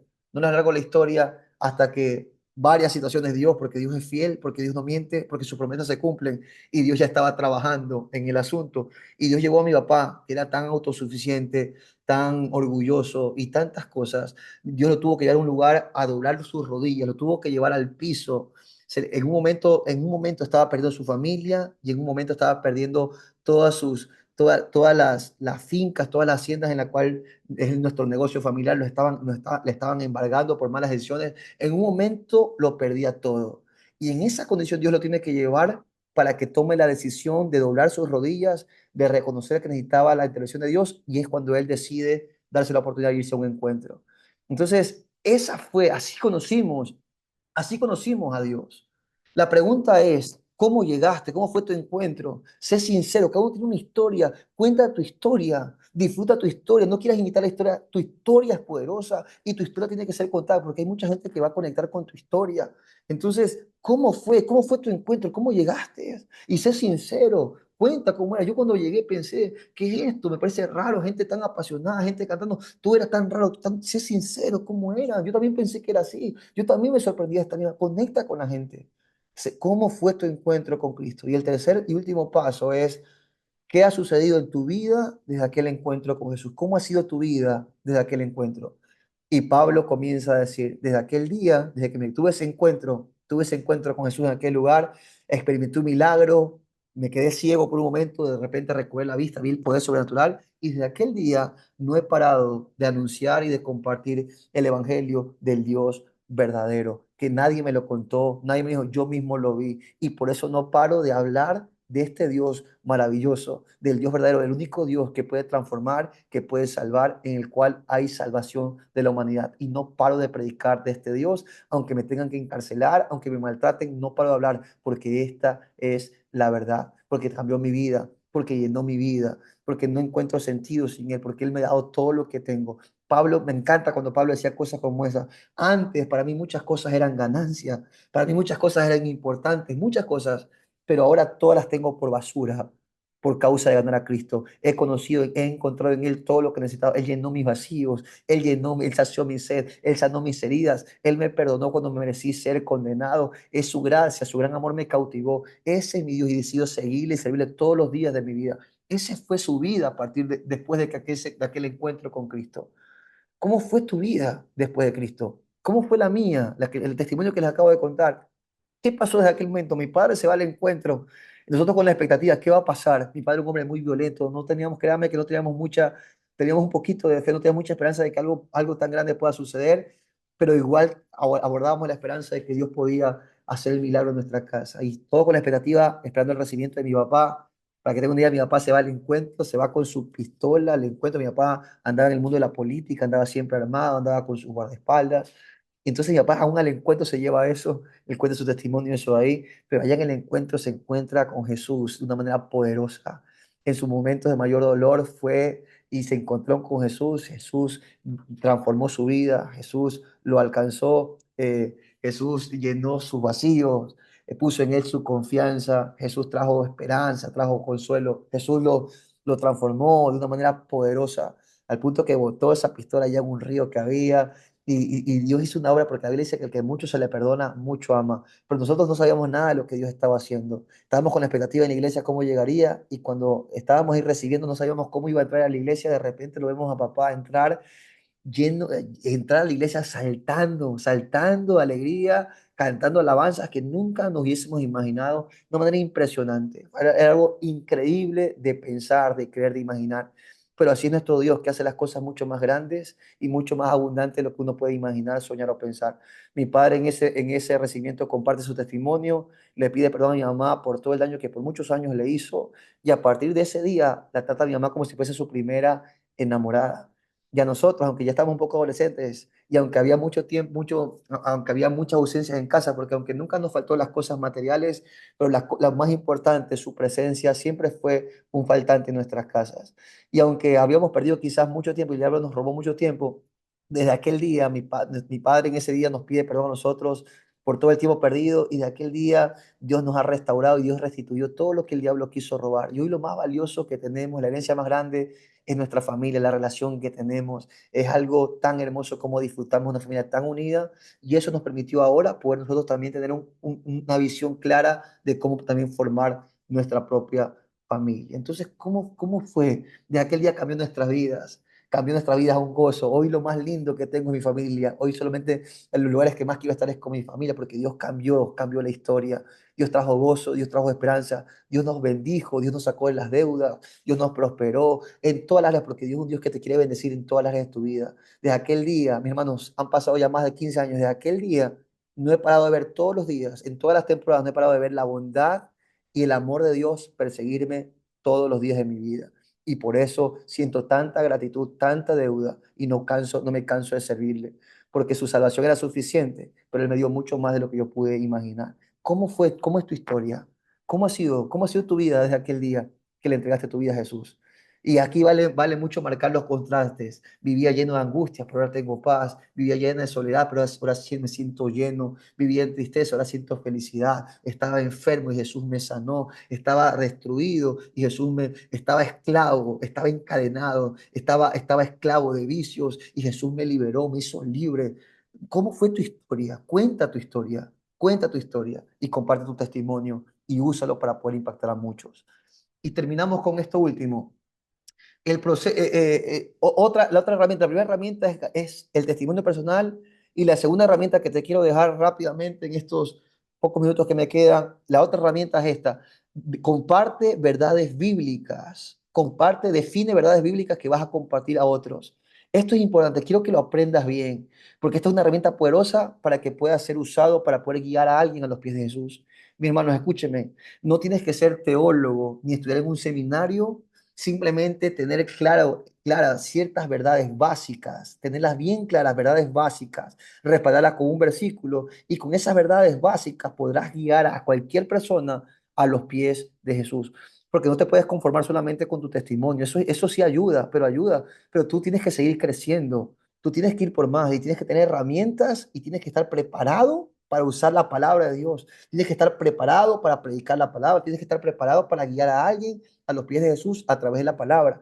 Entonces aquí te voy a dar estas herramientas básicas, pero que son muy importantes de estas verdades bíblicas. Si te las puedes aprender, te van a ayudar muchísimo a que en cualquier momento tú puedas guiar a alguien, a cualquier persona que tú amas, a los pies de Jesús. Te lo voy a dar, te voy a dar esta herramienta. Lo primero que tienes que hacer, lo primero, antes de definir las verdades bíblicas, el primer paso que tienes que hacer es empieza orando por otros. Es lo primero que tienes que hacer. Yo sé que tú tienes un sinnúmero, quizás tienes una lista de personas que quieres que vengan a los pies de Jesús. Quizás tienes lista, quizás quieres que tus padres lleguen a los pies de Jesús, quizás quieres quizás tus hijos, quizás tu esposo, quizás tu esposa, quizás tu novio, quizás tu novia, quizás tus amigos, quizás, no sé, tus compañeros de trabajo. Tú tienes una lista de personas que quieres que lleguen a los pies de Jesús. Lo primero que te voy a pedir es que escribas esa lista de esas personas, escríbela y después comienza a orar por ellos. Hermanos, recuerden que esta lucha es una lucha espiritual, que no, que es una lucha espiritual, que estamos luchando en ámbitos espirituales y que las tinieblas van a hacer todo lo posible por no soltarlos, porque las tinieblas los quieren tener cautivos, porque los quieren tener esclavos. Y tú y yo vamos a ser instrumentos de parte de Dios para poder rescatarlos, para poderlos salvarlos, para poderlos ganar. Pero hay que pelear con armas espirituales.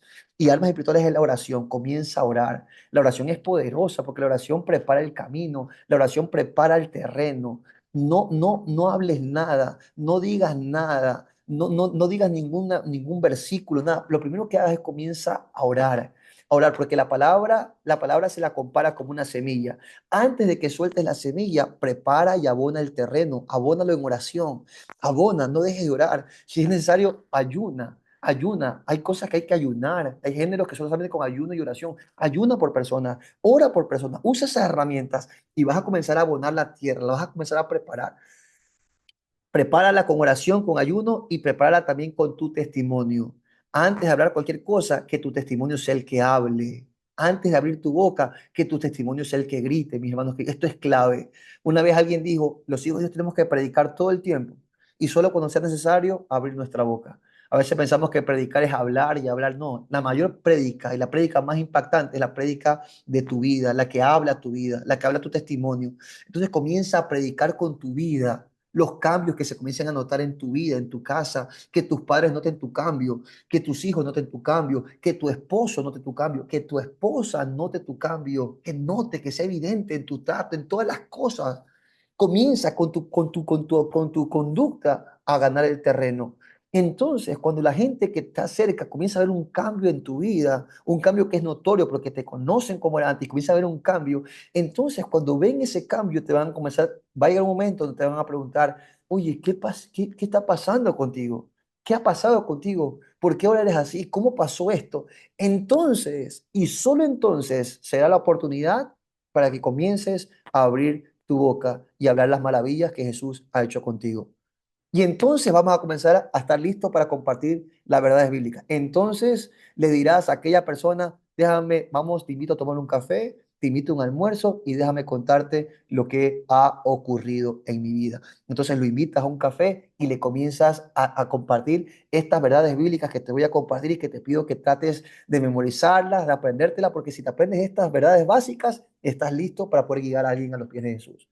La primera verdad bíblica que tienes que enseñarle, la primera verdad en esa conversación, la primera que tienes que establecer es esto, es lo primero que tienes que decirle es esta verdad. Dios tiene un interés por ti. Dios tiene interés por ti. Dios te ama. Dios te ama.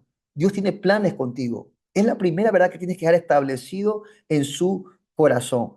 Y ahí hay varias alternativas de varios versículos que tú puedes usar para esa verdad. Yo les recomiendo que en cada verdad bíblica tengan al menos un versículo de respaldo. Tienen la libertad de escoger el que a ustedes más les parezca, el que más les guste. Cada uno puede escoger el suyo. El que yo uso mucho para hablar, para comenzar con esta primera verdad es el de Romanos 5:8. Me gusta ese versículo que dice, el versículo que dice, en esto muestra su amor Dios con nosotros, en que siendo aún pecadores, Cristo murió por nosotros. Esto es lo primero que tenemos que establecer en el corazón. Dios te ama a pesar de tu condición. Dios te ama. Hermanos, cuando tú le dices a alguien que Dios te ama, te vas a topar con dos tipos de gentes. Te vas a poder topar con dos tipos de respuestas y tienes que estar preparado para responder las dos. La primera grupo de personas que te puedes topar es con aquellos que cuando escuchan que tú le dices Dios me ama, hay unos que te van a decir, no, a mí no me, ese Dios que tú me hablas, a mí no me ama. No me digas que Dios me ama porque eso no es verdad. ¿Por qué? Porque a ese Dios que tú dices que ama, a mí yo nunca lo he visto en mi vida. Más bien, si es que Dios me amara, no hubiese pasado todas las cosas duras, difíciles, tristes que me ha tocado pasar. No, a mí no me digas que Dios me ama, porque si existiera un Dios que me ama, no hubiese estado conmigo y hubiese evitado todas las cosas que he pasado. Entonces, hay gente que te va a responder así y tienes que estar listo para responderle. Y una de las cosas que me gusta mucho para poder responder a este primer inquietud de la gente, una de las cosas que me gusta usar mucho es para poder derrumbar esos argumentos, que son mentiras, obviamente, del enemigo. La primera forma, una herramienta que me gusta mucho para poder derrumbar esos argumentos es la historia del peluquero. Yo se las he contado, creo, varias veces. Creo que ustedes la han escuchado, pero para aquellos que no la han escuchado, se las comparto rápidamente. Era un jovencito cristiano, cristianos de verdad, esos que quieren predicar, están cada día, es una oportunidad para predicar a alguien, este jovencito, a cualquiera, donde quiera que iba, quería predicar a Dios. Resulta que a este joven le tocaba día de corte de pelo y se fue a su gabinete y dijo, hoy le hablo de Dios a mi peluquero, hoy le predico, hoy me lo gano al peluquero.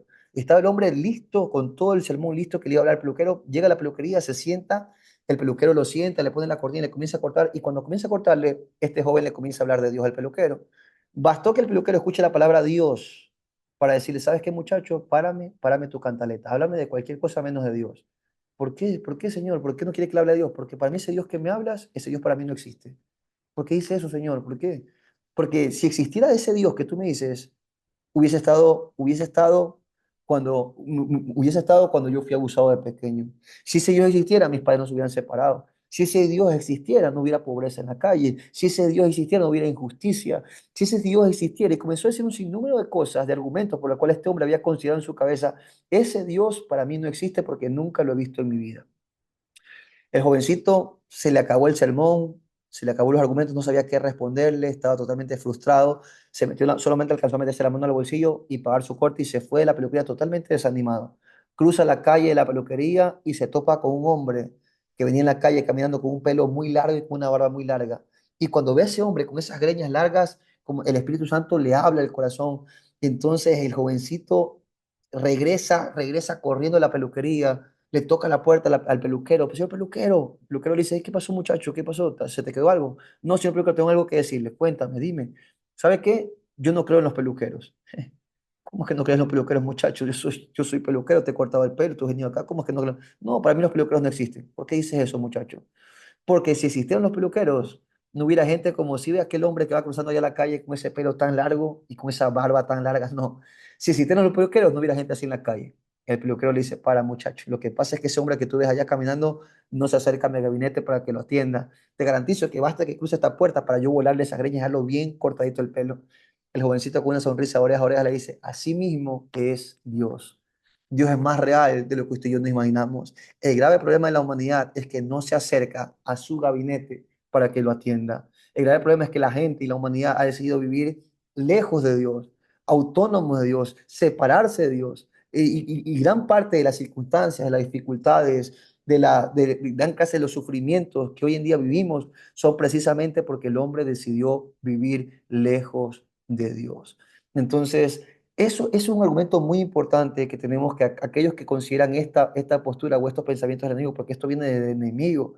A mí me sorprende que el diablo es tan osado que no solamente es quien trae el sufrimiento, quien trae un sufrimiento a la gente, sino que de paso le quiere echar la culpa a Dios del sufrimiento.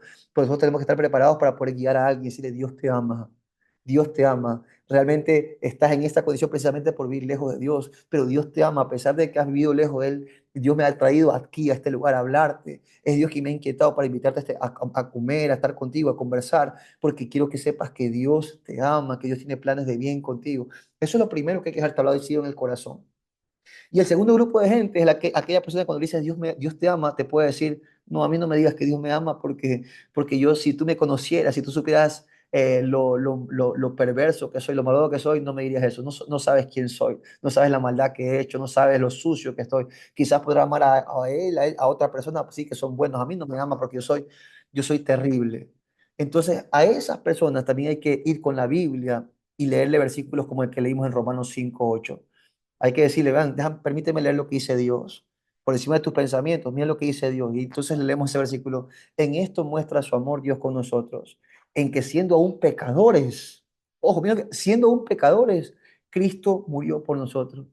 Es decir, que Cristo dio su vida no en nuestra mejor condición, sino cuando estábamos en la peor condición, llenos de pecado, llenos de suciedad. Ahí Cristo vino a morir por nosotros para sacarnos de esa condición. Hay que decirle, no hay pecado tan grande que no pueda cubrirlo la gracia de Dios. Donde abundó el pecado, sobreabundó la gracia. No hay pecado tan sucio que Dios no, que la sangre de Cristo no lo pueda limpiar.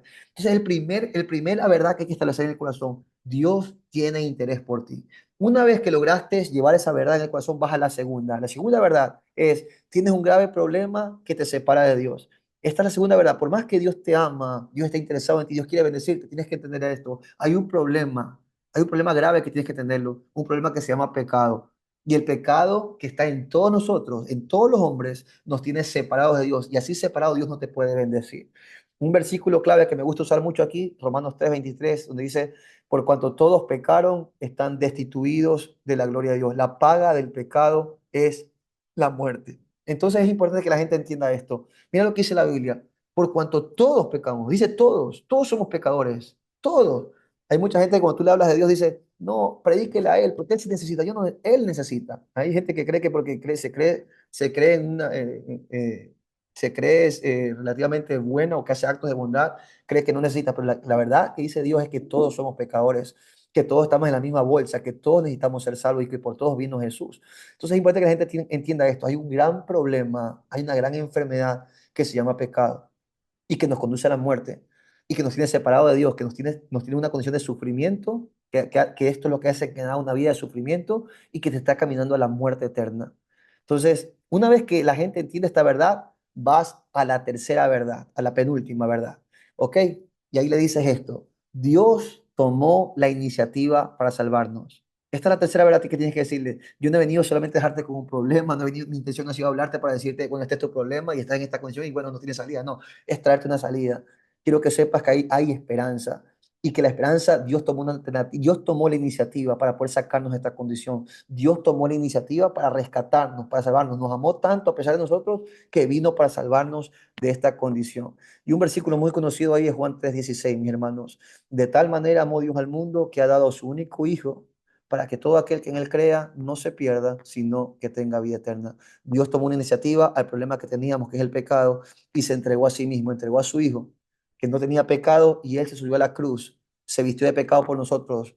Él pagó nuestra condena, Él nos compró, Él llevó nuestra carga para que tú y yo podamos ser libres, para que nuestro pecado sea perdonado, para que nuestro pecado sea quitado y para que podamos tener nuevamente paz para con Dios y acercarnos nuevamente a Él y disfrutar de los planes que Dios tiene para nuestras vidas. Entonces, una vez que estableces esa verdad y que le haces saber a la gente que el pecado, que el problema tiene solución y la solución está en creer en Cristo, en creer que Cristo es nuestro Salvador, en creer en su sacrificio, en creer en Él, en arrepentir de nuestros pecados y creer en Cristo como nuestro Señor y Salvador, en ese momento estamos libres para poder, estamos libres de todo pecado, libres de toda condena, para poder nuevamente acercarnos a Dios. Y entonces le estableces la última verdad. Una vez que entendió eso, es la última verdad que dice, Jesús es el único y eficaz medio para hallar la salvación y la vida eterna. Esta es la última verdad que tienes que darle en el corazón. Jesús es el único medio eficaz por el cual podemos hallar la salvación, la vida eterna, la vida plena y la vida eterna. Y un versículo clave aquí es Juan 14:6. Jesús dijo, yo soy el camino, la verdad y la vida. Nadie viene al Padre si no es por mí. Jesús es el único, no hay varios caminos, hay un solo camino y se llama Cristo Jesús. Y solamente a través de Él, recibiéndolo a Él en nuestro corazón, es que podemos tener paz para con Dios, podemos ir al Padre. Nadie puede venir al Padre si no es por mí. Solo a través de Él podemos ir al Padre y una vez cerca del Padre, disfrutar de todas las bendiciones, de todos los planes maravillosos que Dios tiene para nuestras vidas y para nuestras generaciones. En ese momento estarás listo para decirle, ¿quieres recibir a Cristo quieres recibir a Cristo como tu Señor y como tu Salvador? ¿Estarás listo para que lo puedas guiar a esa persona a una oración, a que reciba a Jesús y que vuelva a nacer? Y se hizo la oración, al final le lees este versículo en 2 Corintios 5:17, le abres la Biblia y le dice, mira lo que dice la Biblia, lo que has hecho, esto es lo que Dios dice para ti. 2 Corintios 5:17, si alguno está en Cristo, nueva criatura es. Todas las cosas viejas pasaron, he aquí, todas son hechas nuevas. Y le comienzas a decir, hoy hay un nuevo comienzo para ti. Hoy comienza una nueva historia. Todas las cosas viejas quedaron atrás. Hoy viene un borrón y cuenta nueva. Todas las cosas son hechas nuevas. Prepárate para vivir y escribir los mejores capítulos de tu vida de la mano de Dios. Y entonces podrás haber guiado a alguien a los pies de Jesús. ¿Ok? Entonces, eso, mis hermanos queridos, ya estamos en el tiempo. Recuerden que yo les hablé de 4 pasos para formar un discípulo. ¿Se acuerdan? Ganar, consolidar, discipular y enviar. En esta clase, realmente el tiempo mayor nos hemos tomado solamente para hablar de ganar, porque es lo más importante. Son las herramientas que queremos darle para que usted pueda ganar a alguien a los pies de Jesús y pueda comenzar a alcanzar sus discípulos. Los siguientes pasos solamente son informativos y muy rápidos. El segundo es consolidar. los espacios que tenemos en la casa. Una vez que ganamos a alguien, el segundo paso es consolidarlo. En la casa tenemos dos espacios claves para consolidar a un nuevo creyente. El primer espacio son los reinos en casa, grupos de amigos, donde la gente se consolida, donde la gente hace buenos amigos, donde la gente se fortalece en la palabra, donde la gente crece y se consolida la decisión que por Jesús hemos hecho. Y también el otro espacio de consolidación muy importante en nuestra iglesia son los encuentros. Quienes han vivido un encuentro saben lo poderoso que los encuentros son y cómo consolida un tiempo de sanidad, de libertad, de restauración, un tiempo que nos sella a un amor profundo con Dios. Así que aquellos que no han ido a encuentro, no se pierdan cuando haya uno porque es un tiempo muy, muy especial. Pero son los dos espacios que tenemos en la iglesia para consolidar, reinos en casa y los encuentros. El tercer paso es discipular y en la casa también tenemos dos espacios para discipular, para formar, para capacitar al nuevo creyente, ¿ok? Para levantar a los discípulos, para discipularlos, para enseñarlos. Tenemos dos espacios fundamentales. El primer espacio es fundamentos del reino. El primer espacio es fundamentos, ¿ok? Fundamentos, que es donde estamos aquí, es el primer escalón del discipulado. Son 9 lecciones básicas que todo cristiano debe de saber. El primer espacio para crecer, que es el que estamos ahora mismo nosotros aquí, y el segundo espacio para discipular a alguien es escuela de embajadores. Que una vez que usted termina fundamentos, usted pasa a escuela de embajadores para que usted se capacite, para que usted tenga todas las herramientas, para que esté listo para comenzar y llevar el evangelio a todos los lugares de esta tierra. Y también tenemos un discipulado por redes. Una vez que usted terminó la escuela bíblica, usted forma parte en su red, en su reino en casa, es parte de una red donde constantemente tiene un líder que va a ser su discipulador y usted recibe constantemente una enseñanza, se fortalece y usted también a su vez fortalece a sus futuros discípulos que está levantando. Esa es la dinámica. Recibo para dar, recibo de mi líder y yo también doy a mis futuros, a mis discípulos. Entonces, esa es la dinámica para permanecer firme y hacer crecer el reino en nuestra ciudad. Y el último paso es enviar. Tenemos un espacio muy lindo en la iglesia que se llama Retiro Lanzamiento, que es casi es tan hermoso como el encuentro y es un espacio muy lindo donde te damos todas las últimas herramientas y donde es un sello del Espíritu Santo muy lindo para que puedan ser enviados todos los líderes a que vayan a hacer la gran encomienda que Dios nos ha dado de predicar la palabra. ¿Ok? Así que termino con esta frase, hermanos queridos. El reino de Dios se extiende por medio de ti y grande es lo que Dios va a hacer a través de ti. Cree, cree, porque Dios va a hacer cosas grandes a través de tu vida. No se trata de tu capacidad, es Dios quien lo va a hacer a través de ti. Y detrás de ti hay multitudes que van a ir a los pies de Jesús por lo que Dios va a hacer a través de tu vida. ¿Ok? Así que ahí estamos, mis hermanos.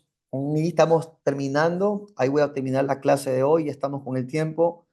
Y solamente, no sé, ¿tenemos la prueba o no? Sí, yo mando el link. Ok, entonces mi hermano, solamente antes de terminar la clase, recuerden que cada clase tenemos una pequeña prueba súper sencilla para solamente corroborar la atención de la clase. Así que está pasado el link, entiendo en el grupo está pasado el link para que por favor podamos meternos y tengamos unos minutitos para que podamos hacerla. Aunque entiendo que hay mucha gente que igual no está conectado porque no tiene energía, así que igual el link va a quedar ahí para que usted en el transcurso de las horas pueda meterse, pueda contestar, pueda dar su prueba y la pueda dejar cargada para que así tenga el cumplimiento total de la asistencia a esta clase. Ok, creo que la vamos a dar hasta mañana para que tengan el tiempo y la puedan llenar.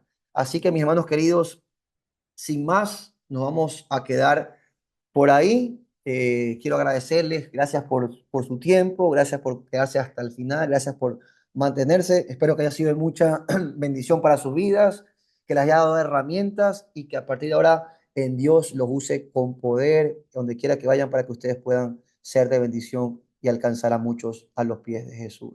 ¿Ok? Así que sin más. Para hacer el examen. Sí, ok. Y ya para despedirnos, aquellas personas que ya han terminado sus 9 clases, van a tener una semana para que puedan repasar todas las clases y nosotros vamos a pasar en el grupo la fecha en la que va a estar el examen final para todos aquellos que terminaron ya el módulo, puedan dar su examen final. Ok, y le vamos a pasar la fecha para que se puedan organizar y estemos preparados. Sin más, mis hermanos queridos, que Dios me los bendiga muchísimo, que tengan una hermosa noche y que bueno, que el Espíritu Santo los llene y los use con poder para seguir llevando juntos el reino de Dios a cada rincón de nuestra ciudad. Que sigamos levantando discípulos, que la palabra de Dios siga siendo difundida y que entonces nos preparemos para ver el reino de Dios establecido y cubriendo toda nuestra tierra. Un abrazo muy grande, Dios les bendiga. Nos estamos viendo, Dios, mediante en las distintas actividades de la iglesia. ¿Ok? Gracias por conectarse. Buenas noches con todos. Dios los bendiga mucho. Buenas noches, buenas noches. Buenas noches. Dios los bendiga, pastor. Dios los bendiga a todos. Buenas Bendiciones. noches. Bendiciones para todos. Muy Bendiciones. buenas noches. Buenas noches. Dios los bendiga. Gracias por todo. Bendiciones para Gracias, todos. Lord. Chao, chao. Chao. Dios los bendiga.